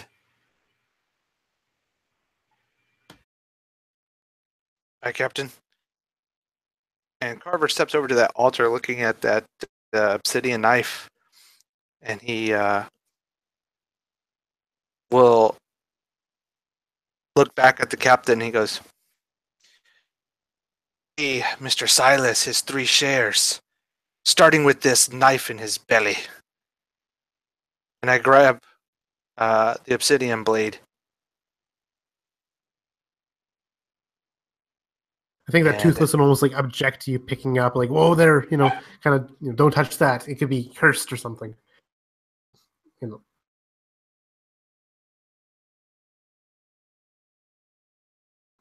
Yeah, I think that when you pick it up, that you, Toothless would see like this shadow of that man again, this like jaguar man, like tall and muscular. He's got like this plume sort of headdress, again, this like jade sort of piercing through the bone of his nose, just for a second, and then again. He's Mr. Carlyle, all superstition aside, these are nothing but savages. And we've come here to loot and plunder. And here I take my penance. And he puts that obsidian blade just into his sash. Picks up the torch again. If you will. And he just kind of like motions towards another opening or something. Off you go. There is another opening from this room. It leads kind of diagonally upwards, which you would expect. And you can follow it. And there's actually a source of light at the top there. There's like a crumbling in the stonework of the ziggurat. Lets a little bit of light in. And also there's like a steady trickle of like water. Obviously, like behind the ziggurat, there's like a hill and there's some sort of stream that like flows in. And the water like trickles down, and then you see through a sort of grate in the floor. This like old, almost rotten wood grate. Just like drip, drip, drip, down below.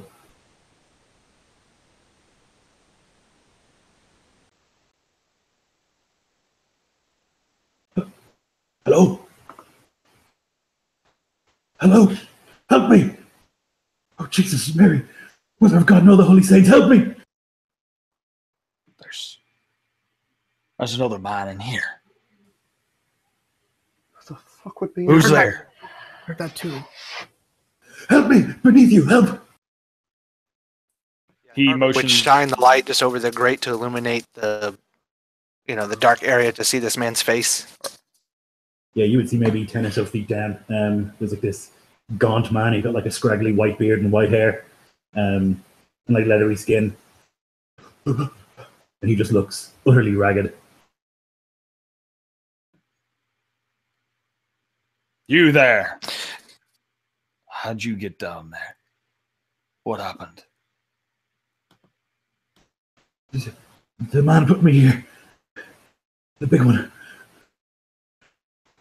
We came to spread the word of the Lord. They did not want to hear it.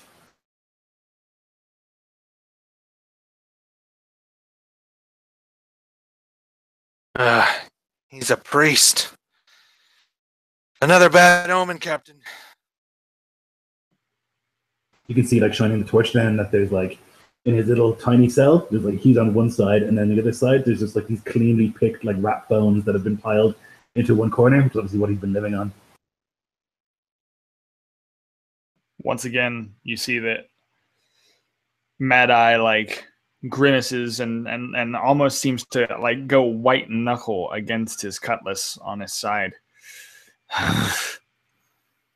Once again, Carver, I will not allow for superstition to overcome this mission. He looks to the other two. Do you two have any ropes? Break the crate open. Break that crate open. Drag that man out. I want to know what he knows. And Toothless like unravels the rope he has kind of lashed around his shoulder, kind of just unravels it, and I imagine the grate is pretty easy to break through, maybe even like with just like a kick or something. Yep. And I kind of like would drop down the rope. Yeah, the old man would like shakily like wrap it around his waist and like his arm, so that he doesn't have to like use his strength to hold onto it, and just like desperately clings to it, and you could pull him up. And I'd look to my companions in this time as I kind of like start pulling him up, and my wiry frame looks like he's not able to really pull him up all the way. Wick will reach over, kind of grab the taut part of the rope and try to assist him to help get the old man over the precipice. He weighs almost nothing. Like between the two of you, you're able to bring him up easily. You can see that he's like naked and like shaggy and just like utterly filthy. He stinks awfully of like sweat and piss and shit. He's been living in that hole for what seems like a long time. He's just like shaking desperately. Thank you. Thank you. I prayed every day that someone would come. You should have just climbed. Would have done you a lot more good than praying. Do you think I did not try? And he like shows you his hands, and like his nails are totally ruined from like trying to climb his way up. How long have you been down there? 4 years. 4 1 years. month. 3 days. This place has seemed almost abandoned since we've been here. It is not. As I feared.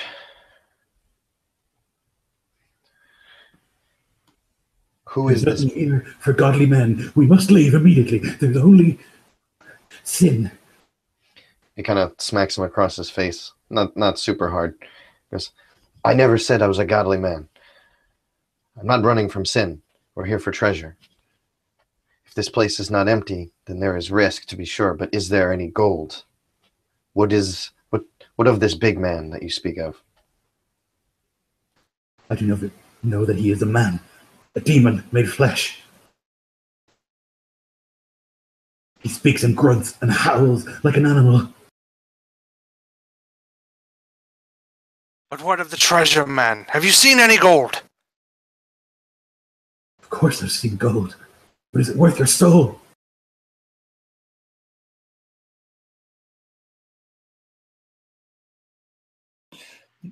It's at this point that the captain speaks up.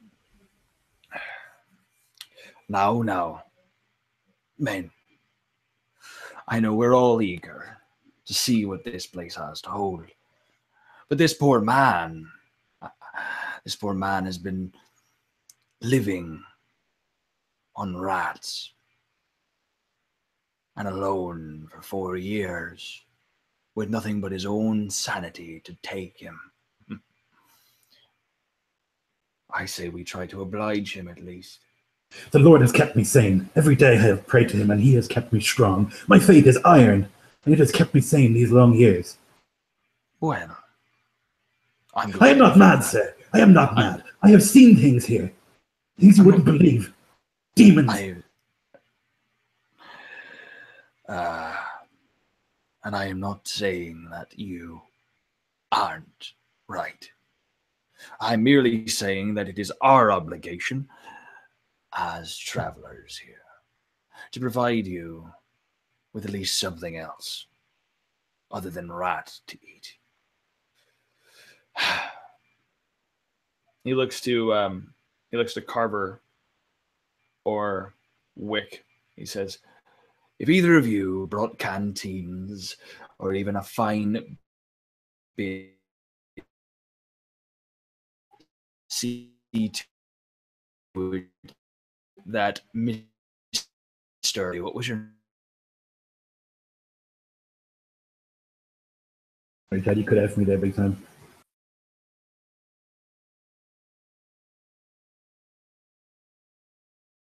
"Oh yeah, no, yeah, I know. I heard it. I heard it Okay. too." You're good now. Okay, yeah, I dropped it down. So essentially, all he said was,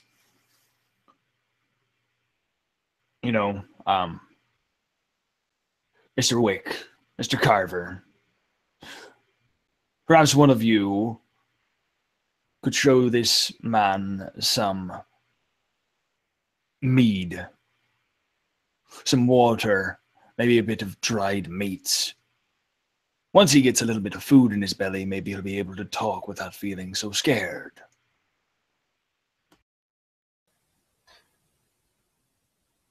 Wick doesn't have any food, but you know he carries a kind of like leathery water skin, like long shaped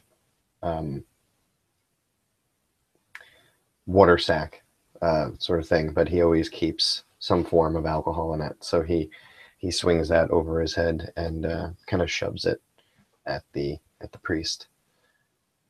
Yeah, he'll like and just like continue drinking until you take it away from him. Yeah, I won't let him have it for too long. Thank you. I have lived on rat blood and the dripping from that water. My name is Inigo Sebastian Benito de Fernandez. I have been here for a long time. I need to get out. I need to feel the sun.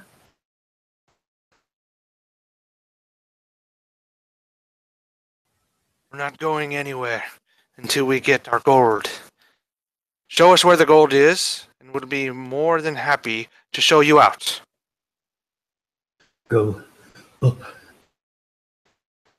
There's a room blocked with furniture. Don't go in there. Go up further. You'll come to the... there's a door. Through the door. That's where she is.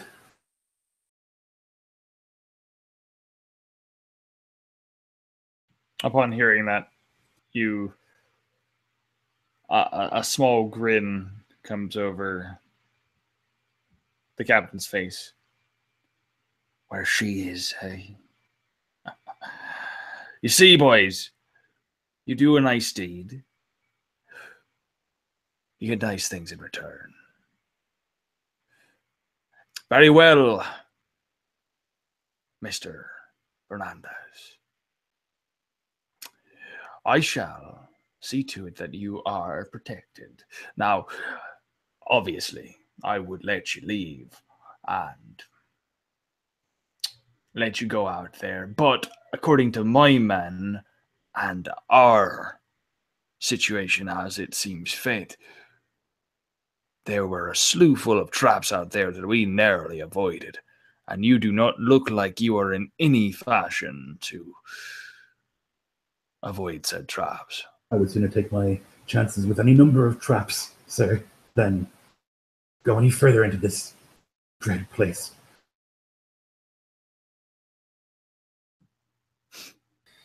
Let the man walk, Captain. He'll do us no good. He's a shaken bag of nerves. Have you a cloak, something that I can wear?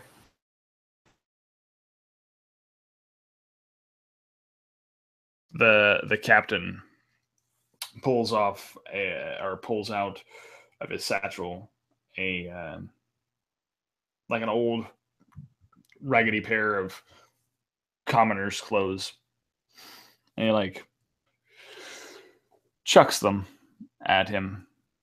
There, they won't protect you from the forests, and they certainly won't protect you from the bugs, but they'll get you that far. My men are down at the shores. You are more than welcome to join our crew, and we shall take you to a fine establishment when we are done here. Stay with my crew, though, if you wish to survive. I will pray for you. For the rest of my life, I will pray for you. What is your name, sir? My name is Joseph Mad Dog Avery, sir. He like nods. Thank you 1,000 times. This is like the first good deed that I think Mad Dog has done in like Ever. ages, maybe forever. And he doesn't really even see it as a good deed, more or less like a washing of good omens for his crew, right? And he's like, You see that?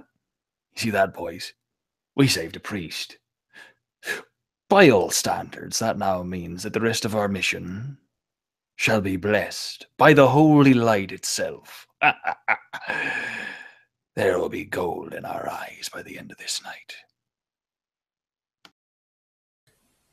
DeWitt goes to stand up from where he was kneeled in front of the priest, and he kind of wavers a little bit, just a little weak from the poison, and just kind of braces himself against the wall and says, So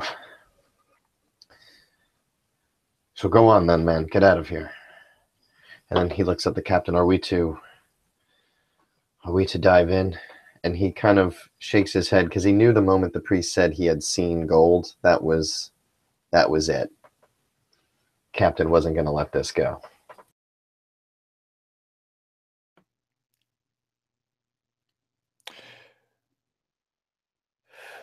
If you are all scared, you are more than welcome to go back with the priest. Be joyous in your cowardice. But at the end of the day, I shall be the one to arrive with my crew and my men and give them the just deserts that we have long deserved. I am tired of being the laughingstock of the dogs. We are the damned Black Shadow Ravenger, and we are not going to be some pissant boat anymore.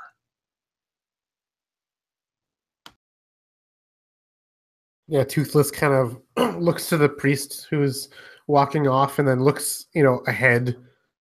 Things, kind of like licking his gross gums and like the lack of teeth, and he's kind of roused by your words. His fear and cowardice is halted and stymied as he kind of just it's like a smile of like determination kind of creeps across his face to show his bare gums.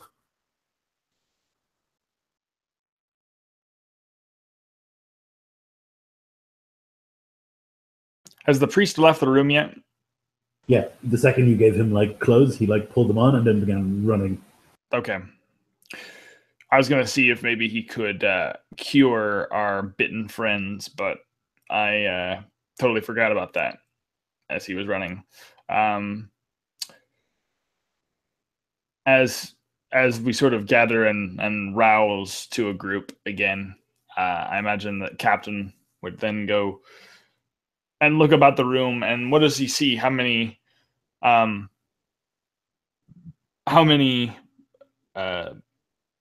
rooms are around, and where could we head next? Yeah. So you head diagonally upwards, and you can see that there's three options, and you can see right down one corridor is that room that he mentioned with the blocked off furniture, all this furniture kind of piled where the door should be, and then beyond you can see that it goes up. So if you go to the end of that hall, there's like a cross basically. Two directions. You can see looking down either end that there are just really narrow rooms, and there's all these crypts, sort of piled high. And then up diagonally, there's this big door with two fountains in front of it. So there's four options. Given those four options, I think he would look to the crew. I'll leave it up to a vote for the three of you. I could either do that, or we could leave it up to chance. I always did like a good game of dice. But the priest did say that the gold was up in the upper chamber. It is straight for the prize. Collect our earnings and get off this blasted island. Aye.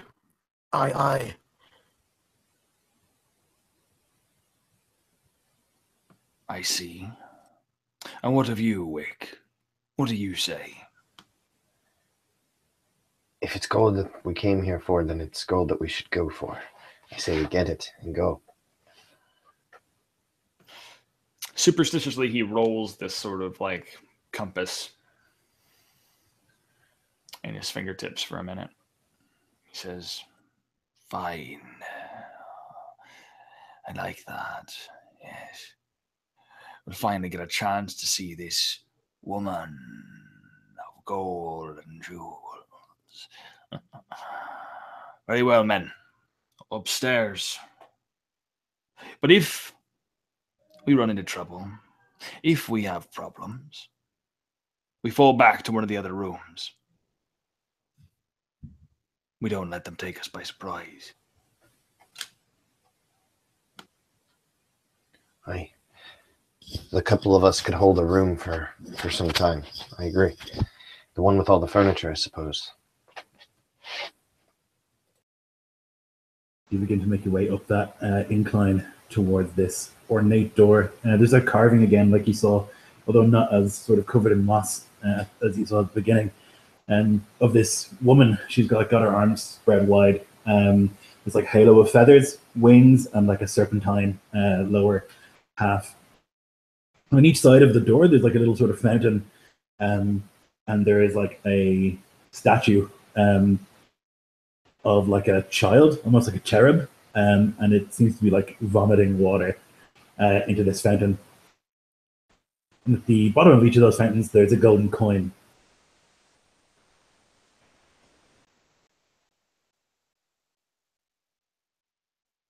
Does it resemble the coin that, because we only found silver at this point, right? So does this gold coin look like the coin that Silas produced at the captain's quarters?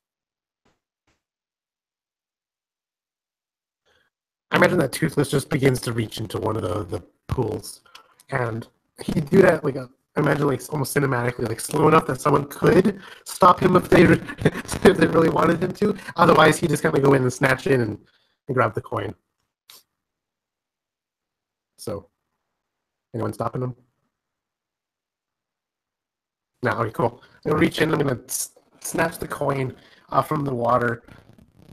There's one of them, and as I see it, and I kind of glint in the light, you go in for the bite. But of course, I don't have the teeth, so I don't really do the whole biting the gold thing, but I still kind of gum it at least. Is it I feel on the the gold left of the door or on the right of the door that you go for? The right. Okay. You like reach in, you take this coin out. It's like heavy and extremely valuable. You can tell, it's like almost an inch thick. It's really heavy gold coin. But I'm gonna need you to make me a wisdom saving throw.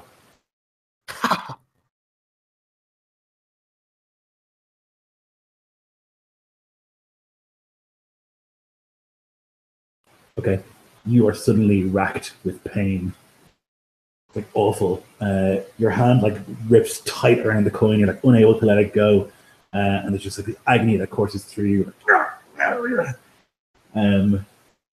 You are going to.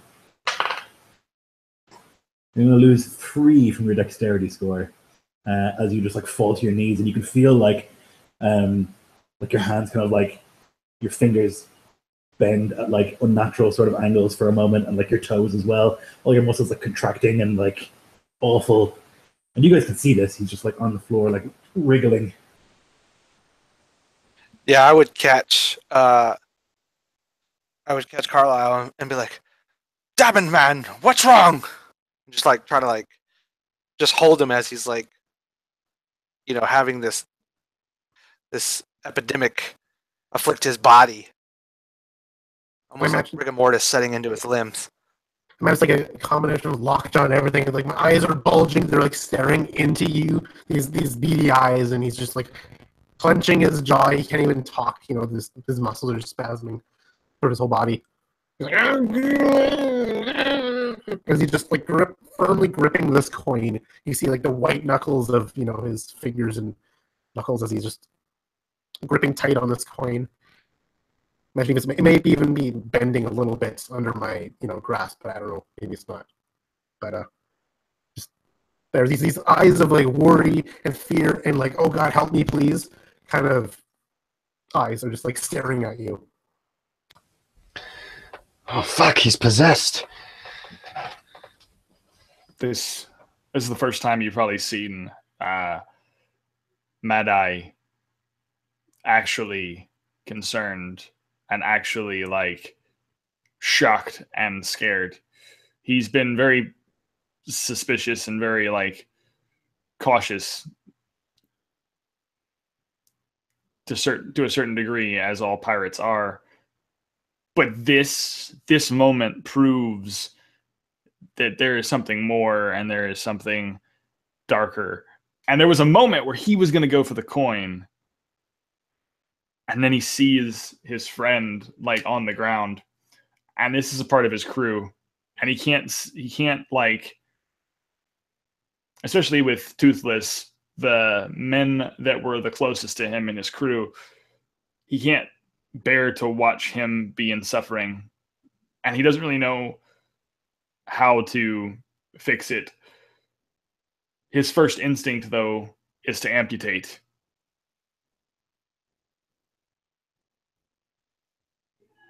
Right? Because he feels like if he drops the coin, then maybe it'll stop. Right? So, Lloyd, if this will help, I would like to find a way to a way to either pry it from the hand, if possible, without touching it, or completely cut the hand off. Okay. If need be. An athletics to try and pry his fingers off it. Okay.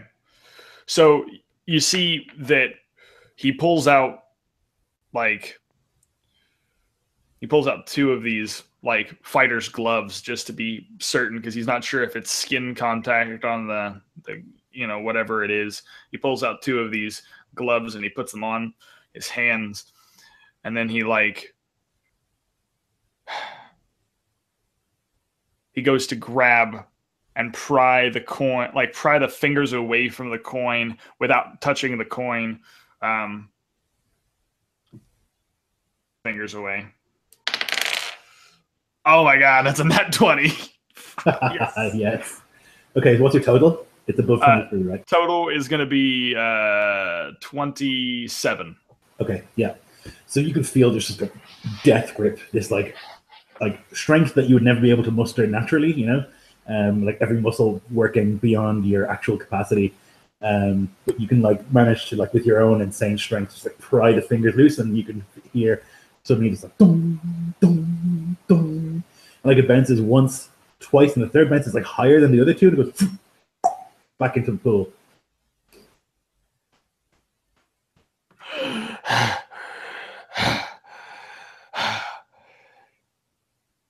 Damnable Toothless.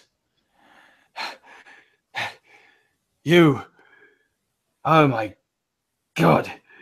The hell are you doing? Ah, holy shit. No more touching gold. But At least not. I thought that's what? I know what I said. And now that I just Captain, saw- how are we to get the gold out of here if it be cursed? I don't know if all of it's cursed yet. We grabbed what we could from the. And he's having a hard time like coming up with words because he's so scared, right? From the sands. We grabbed it from the shores. That wasn't cursed. My men didn't fall there, did they? No. They didn't. Well, if it is cursed, the traps. How are we to know that everything in this blasted tomb not to be cursed? And he goes, fine. You want to test whether or not it be cursed or not. I tell you. I'll show you even. So, Toothless, you chose the right. I suppose. Then that means process of elimination. Right?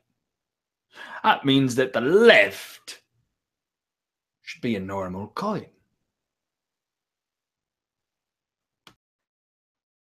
And he dips his hand. Toothless gives me like the weirdest look. It's just like, how does that math work? Kind of this weird look of, you know, like what's stopping the other coin from being cursed as well, kind of thing. Okay, Captain, make me a wisdom save. Damn it all.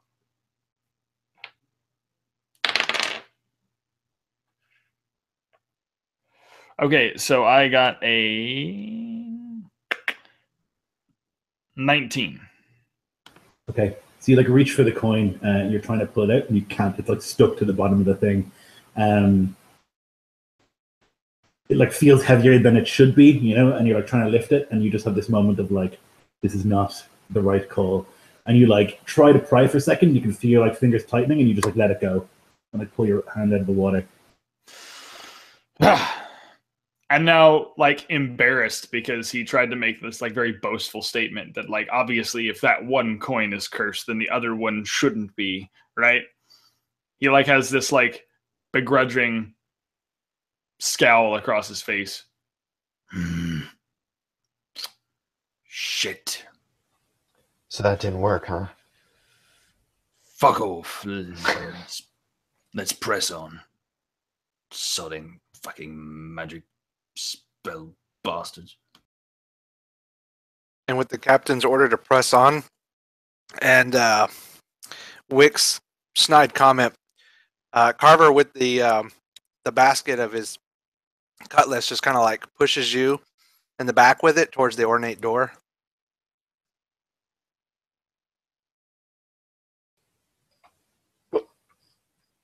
Me? You, open the door. I thought that was the problem, mate. I'd love to open the door. He's just gonna push on it. He's like, okay, like, then I'll push on it. With no issue whatsoever, it opens. And he's like, okay. Well, the door's open. Just like, as soon as you put any pressure on it, just like slides out of the way. You're looking at a very steep staircase, like very tight. The walls are like sweating. It's so hot in here. And these like tiny little sort of almost wet, like with humidity steps that you can like take upwards.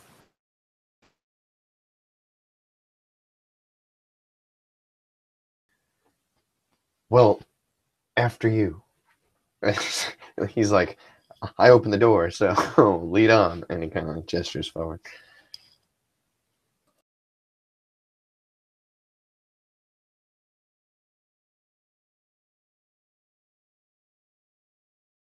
Toothless is Yeah, not so gonna Carver go. with torch and I was gonna say Carver with torch and cutlass in hand, takes the lead and begins to ascend. So you walk up this like tight little staircase, and eventually you kind of like enter into this room. And you can see, just as if there's a sun in this room, there's so much gold, just like piles and piles of treasure behind this throne. There's like these steps that go up about 20 feet to this throne. And sitting atop the throne is this woman, a teenager, actually, a girl, like beautiful, impossibly beautiful. You have seen your share of like natives. You've seen your share of books and wenches everywhere you've gone in your life. You've never seen a woman so perfect in every aspect, unearthly and perfect. And she is like I say, a teenager, just like sitting on this throne. Although her like body language is not that of a teenager. It's utter confidence, arrogance, even you could say. She just like sits perfectly straight in this throne. And on either side of it, on the bottom, on the right hand side, as you're looking, is Jaguar Man. This very, very tall, heavily muscled man. He's got like this jade piercing through the bone of his nose. He's got this like plumed hair. He's covered with this like almost like luminous orange paint with like black intermingled amongst it. He's got this long club in his right hand, and it's like got shards of obsidian along the sides of it. On the other side, opposite him, there's a man a little bit more gaunt, a little bit more thin, and he is all in black with like some white stripes. He has this like elaborate headdress of like an eagle's beak and like this feathered sort of cloak. And he has an obsidian dagger in one hand and a jade club in the other. And they're both just standing there like this. Like they're breathing, although they're not looking at you, they're unfocused. Is this room well lit? Yeah, there's a little bit of light coming in from like a hole in the ceiling, and it's like shining off the gold, and it's... Yeah, so since the room is lit, Carver would just kind of like toss down the torch a ways. And then he would like, in his free hand, he would just pull one of his pistols and he would hold it steady in the direction of the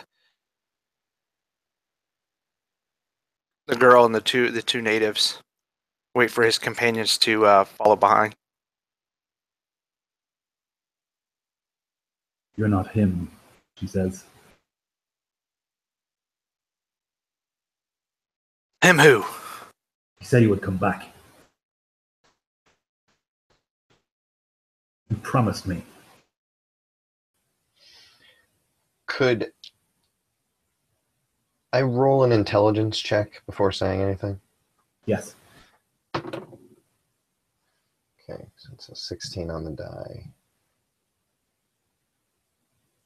Yeah, no, I'm good at intelligence. Okay, so it's an 18. Can I try to piece something together, and if it's right, then it'll be impressive. If not, it'll look stupid. Sure. He'll kind of, like, in his head, he'll flash, oh, damn it. I'm sorry. I wasn't in the room when they were talking. Never mind. Strike all of that. I apologize. It's all good. He said he would come back for me. He promised me he would come back. Did he send you? Who, girl? Father of my children?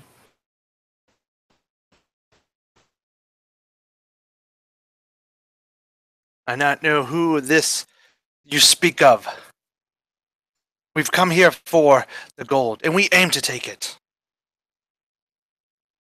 You cannot have the gold. For the gods. It'll be ridiculous. He must have sent you. To apologize, to tell me that he loves me.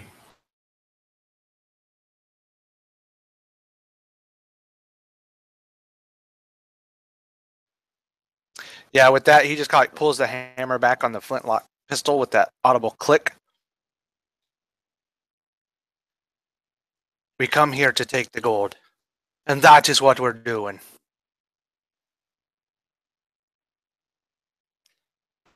You can't do that. And then both of the guys who are like, they just go and like snap to attention. You cannot do that. I don't want to hurt you. But they won't let you hurt me.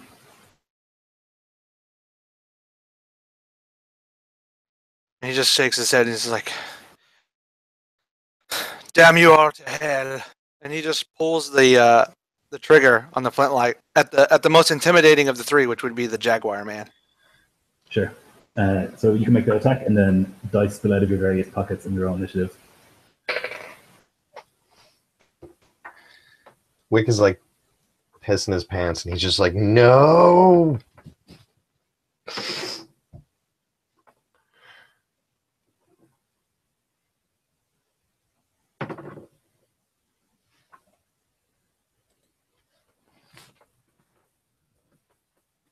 It's a 19 on the attack.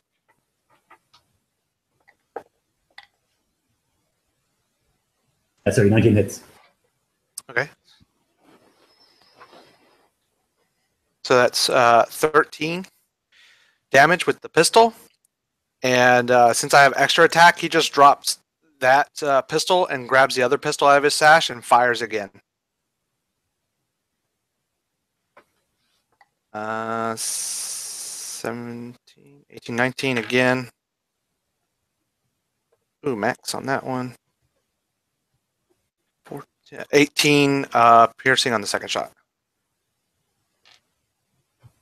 Very nice.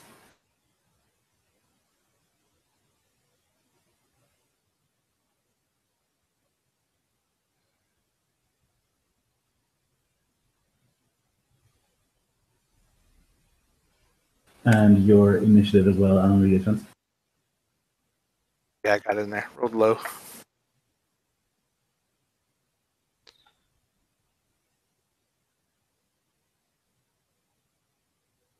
Okay, so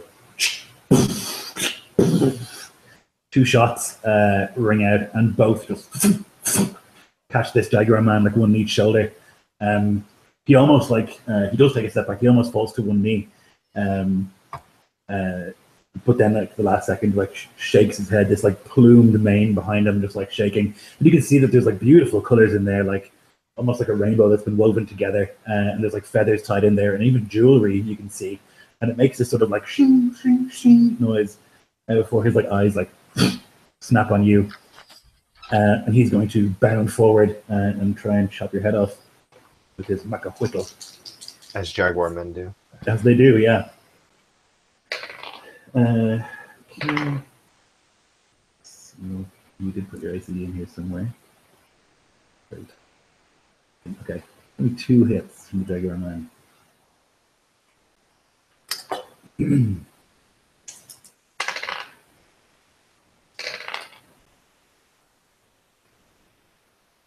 18 slashing damage from him. You just these brutal slashes, like one on each shoulder. The attempt, obviously, to like remove your head from your shoulders, and like just this awful like splat noise. And when he's hit you twice, he then reaches and just cracks the headbutt towards you.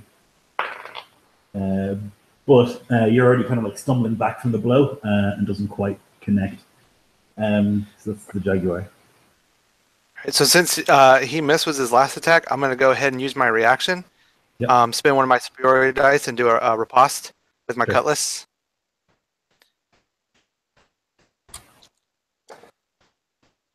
All right, so that is going to be a 23. Definitely. All right. and that is going to be 9 slashing as he goes the headbutt. And I step back and just let him momentum carry, and then I just like cut him across the gut with my cutlass. Okay, nice. Captain, are you there? Yeah, I'm here. I'm sorry. I'm just like, I got racked with like pain from my migraine right now, and it's like No problem. Yeah, dude, it's been rough, but I'm gonna finish this out. I promise. I'm gonna finish this out. Okay, so yeah, Captain is looking at one of his own just get like hacked by this strange weapon, and he's like, "That will not do. I shall not have you destroying my men on my watch." And he pulls out, I imagine that he pulls out his blade, and he too goes to swing at this man, probably trying to like slice his arm off, or do any sort of thing that he can to defend his own. And he takes a cutlass and he slides his blade out from the holster, and then like he just charges forward.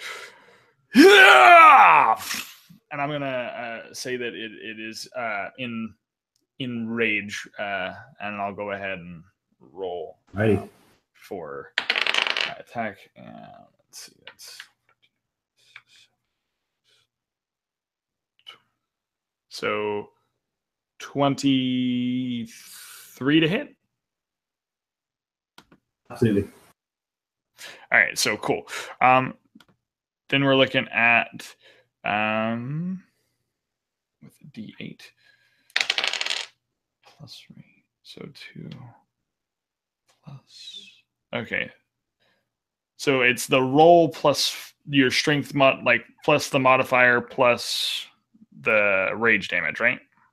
Yep. Okay, so 2, 4. So that's gonna be 7 slashing damage that sort of comes right across his arm, just ripping at one of the arms that he's holding this blade on. You will back away from my men, and do it now.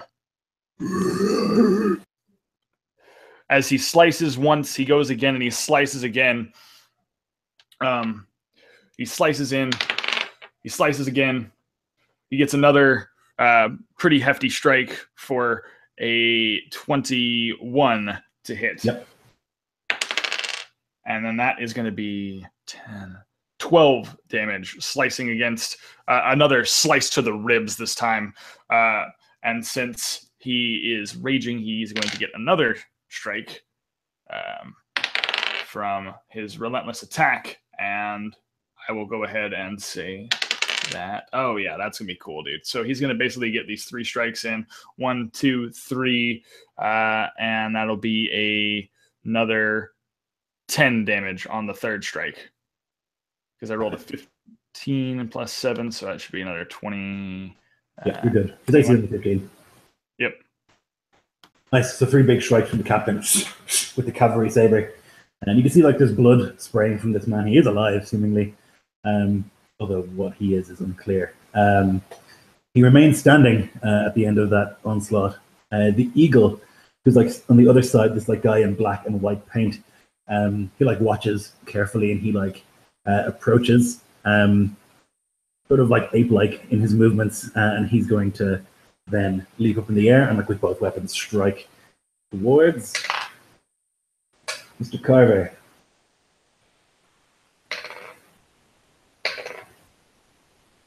Okay, so one of those is 18, that will hit. One of those is 15, that hit? I think so. Nope. And the third, that's gone off the table and gone forever. Oh, Alan, that's a crit. Bad news. Okay, so he hit with a little knife. That's going to do 5 points from the knife. Crit with the club.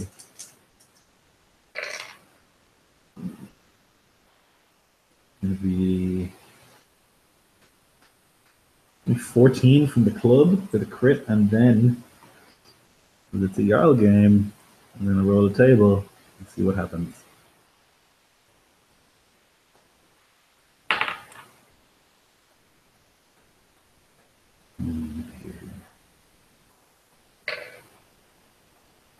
Oh dear, this is real bad, my man.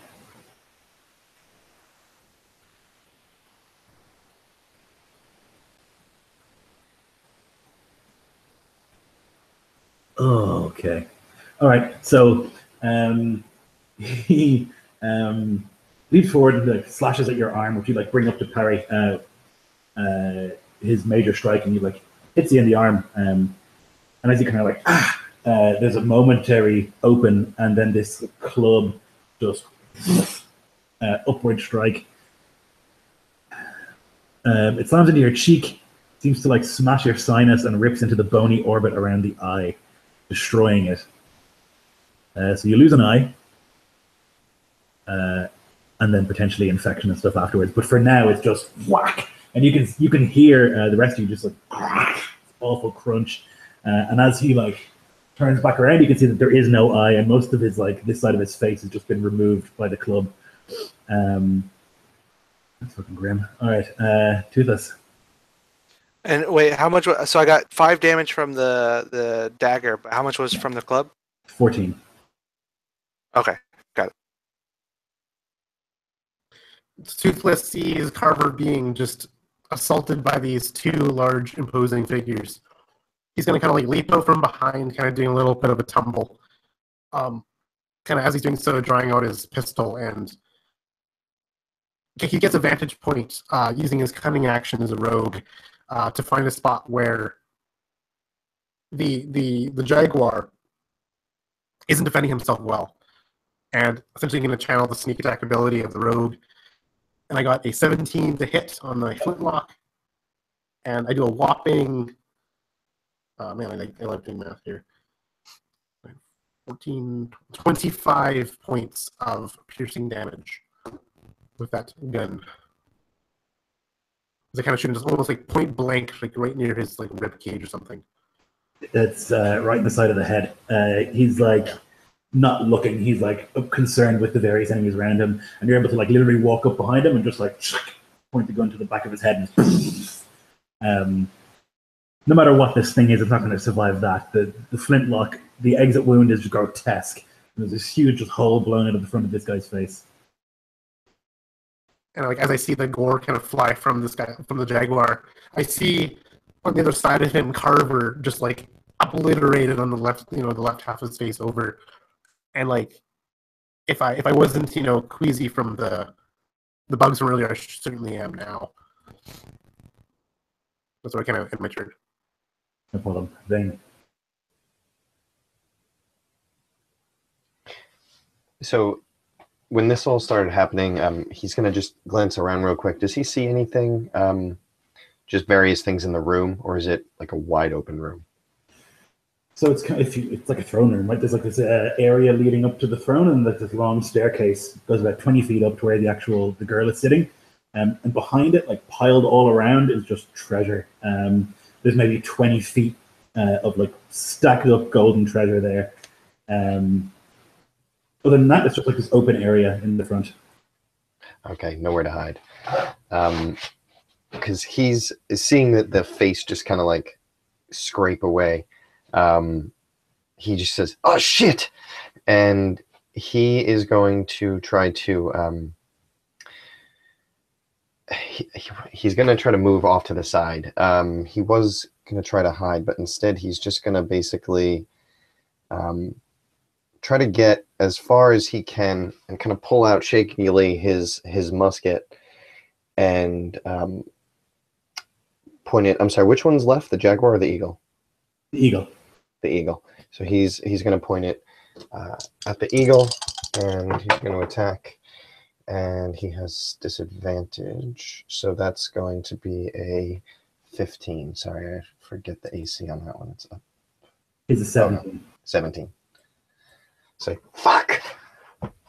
And he doesn't even bother like reloading the pistol. He's just gonna put it down and kind of standing like towards the side of all this. He's gonna pull out his rapier, and that's his turn. No problem. Like the jaguar took an amazing amount of punishment, but the eagle seems to just be like superhumanly quick, avoiding all these various blows that are coming at him. And that was Vane. The girl, she like stands up from her throne. She's like, "No, what are you doing? Stop it!" And Vane, I need you to make a wisdom saving throw.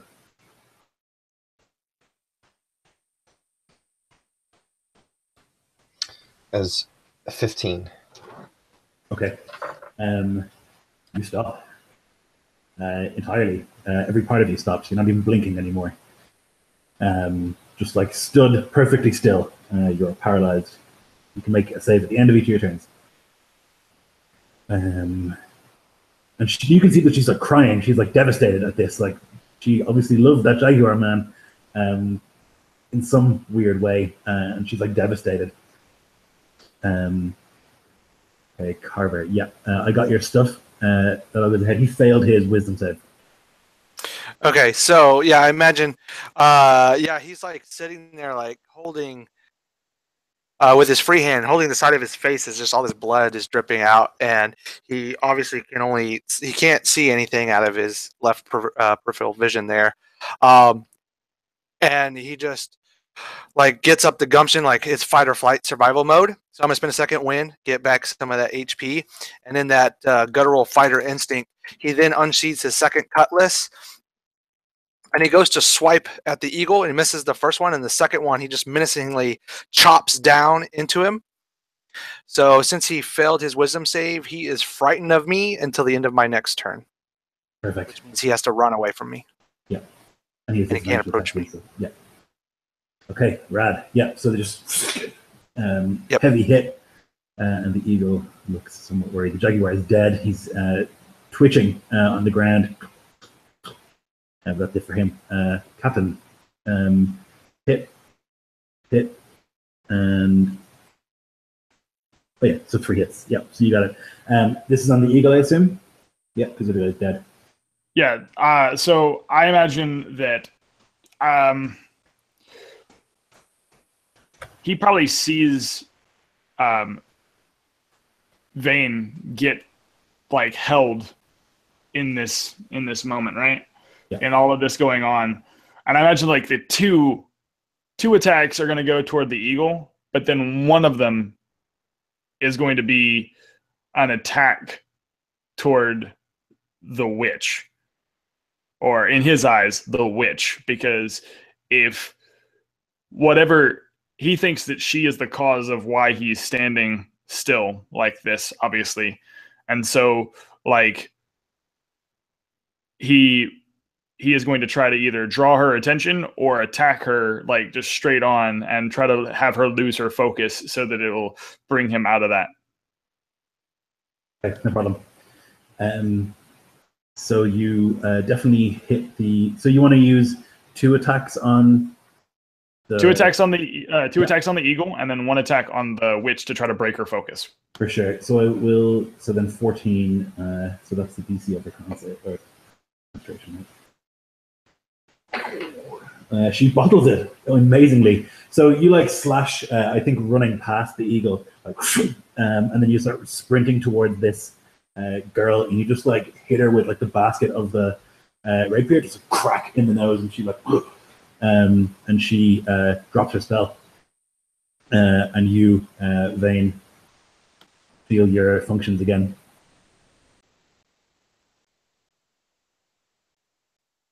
Cool. Anything else from you, Chad? I think at that point when he hits her in the, so he slices these 2 slashes onto the eagle, and then as he's sliding forward, cracking, he moves forward in front of the eagle, pops her in the nose, right, and then like brandishes his sword in front of her with his pistol drawn at the eagle. And then he looks directly at her. Do that again to my men, you damnable witch, and I will cut you where you stand. Do you understand me? She's just like wide-eyed and horrified, looking at you, clearly afraid. This is my crew and my men, and I will not stand for you making a mockery of my family. She says nothing as tears well in her eyes. The eagle immediately flees from Carver, and he runs towards his queen, his goddess, whatever you want to call it, and wants to protect her. He's going to basically run up behind you, Captain, and try and bash your brains out. That will be a 16 for the first. So that will be a hit because I do have a buckler shield. So yeah, that will still be a hit though. He'll get past that. Second is way more than that. So, oh my goodness, I rolled 1 on both dice. It's very lucky. So you'll take 10 points of damage from those 2 attacks. He like runs up behind you. You can just feel this like thunk of this jade club that like smashes into your back twice. Although he's clearly weakened, like you can see when you turn around for a second that he's like bleeding heavily. He's barely moving his other arm, which has been like almost severed by Carver's attacks. He's just like trying to protect this girl, but to no avail, it seems. That is the eagle's turn. Toothless. Again, taking advantage of just the distraction by the bigger, brawnier warriors. It's something that, Toothless is good at besides spotting things and talking without teeth. It's hacking people apart and being a good warrior. And so he finds a nice, solid landing blow, getting a critical hit on the eagle as his back is turned to him. And I do a whopping 37 damage with my Toothless. You can tell me how he dies. I feel like it's just an actual just beheading, as just they're going in, and the eagle just kind of pounces and kind of rears back, maybe after the attack, and immediately just the sharp edge of the blade just sinks and slices through the neck just like butter from behind, and the eagle just like flops forward, the head still kind of spinning and lolling on the ground, rolling around. Yeah, this is like this weird parody to all of the stories you've heard about these people that they throw heads down steps, and like his head just like boom, boom, boom, down the steps and thrown as his body like falls to his knees, and then like slumps forward in front of the girl. She's just like screaming in terror and in horror at this invasion to her home, and that is Vane. So Vane is gonna basically, the rest of his party is up by this broken-hearted girl, and he's going to climb the stairs, and he's gonna be kind of pulling out from his bag this kind of silk rope, and he's pulling it out. He just says, "We came a long way,"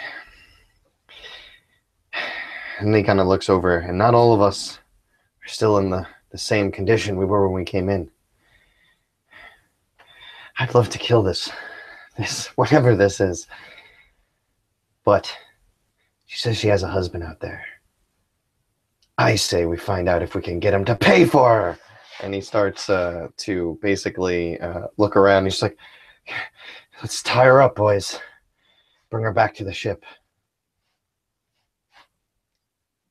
Before she puts another one of those magic spells on you. The captain looks to you, Vane, and like grins very wide. That was incredibly smart. Good. Yes, I like it.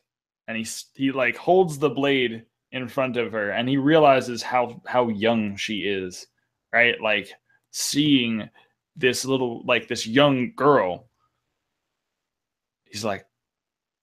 He stops for a moment, and he sheathes his blade. I don't want to hurt you, darling. I don't want to. And that strike alone stole you. I could do much worse. Take that possibly broken nose as a warning of what my men are capable of. Now, you said you had a husband. Did you now? I say we go and we see what your husband is capable of.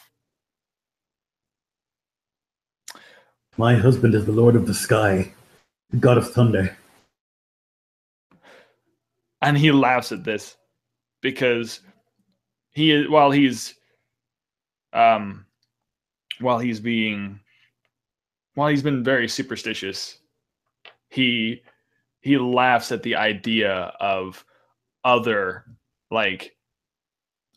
gods, other things, because he's been so traditionally taught the English doctrine, the Spanish doctrine of traditional religious metaphors. You're saying that there's a Lord of the Sky who will come down upon us and smite us where we stand. As long as he brings gold. You don't know what you're dealing with. You've killed the jaguar and you've killed the eagle. Do not kill the snake. God will not be pleased. Do you see these men? Do you see this? The jaguar. And he picks up he walks around, stomping around in this golden area on these golden pieces that are now strewn with blood. Do you see this? This is a man. Just a man. And this, and he holds up the eagle with the beheaded stump. This was just a man. Just as you are just a little girl and just a prisoner. My name is Mad Eye Avery. And where I go, I get what I deserve. Now, take her away. That man was not just a man. That was the jaguar on earth. And that was the eagle on earth, and I am the winged serpent on earth. And you have no idea what you have wrought. Fools. Do you hear that? Do you hear that? The lady doth protest too much, I think. So, you think that you are some princess, some goddess from high above. Well, what if I were to go around, gents? What if I were to go around and think that I was a god of the seas? Like Poseidon himself. Thunder cracks the moment you say, what if I was a god? Lightning and rain just begins lashing through the hole in the roof.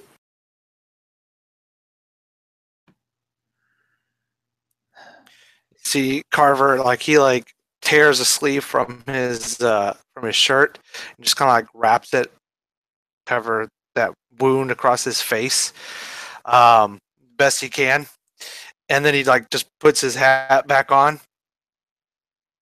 Captain, I suggest we take our gold and our leave. Before, and hearing the lightning, he goes, before we're not able to get off this damned island. Gagger, and let's be gone. He He looks at her for a long time, looks at the sky as it begins to rain. You cannot intimidate me, child. I am a rock amongst the seas. He looks to Toothless and Yvonne. Bag her up. We shall have her meet her husband. She like looks at you and the coal that's around her eyes, and there's like tear streaks going in her face. You are not a rock. You are weak. And I can see the fear that festers in you. You are so weak. At that, he backhands her with the pistol. She goes unconscious. You do not insult me in front of my crew. Do you understand that? She like thunk onto the ground. Toothless kind of just scurries up and kind of maybe catches her as she falls. And just like, what do we do now, boss? Kind of. We move. Tag her up. Bring her with us. Gather as much gold as you can.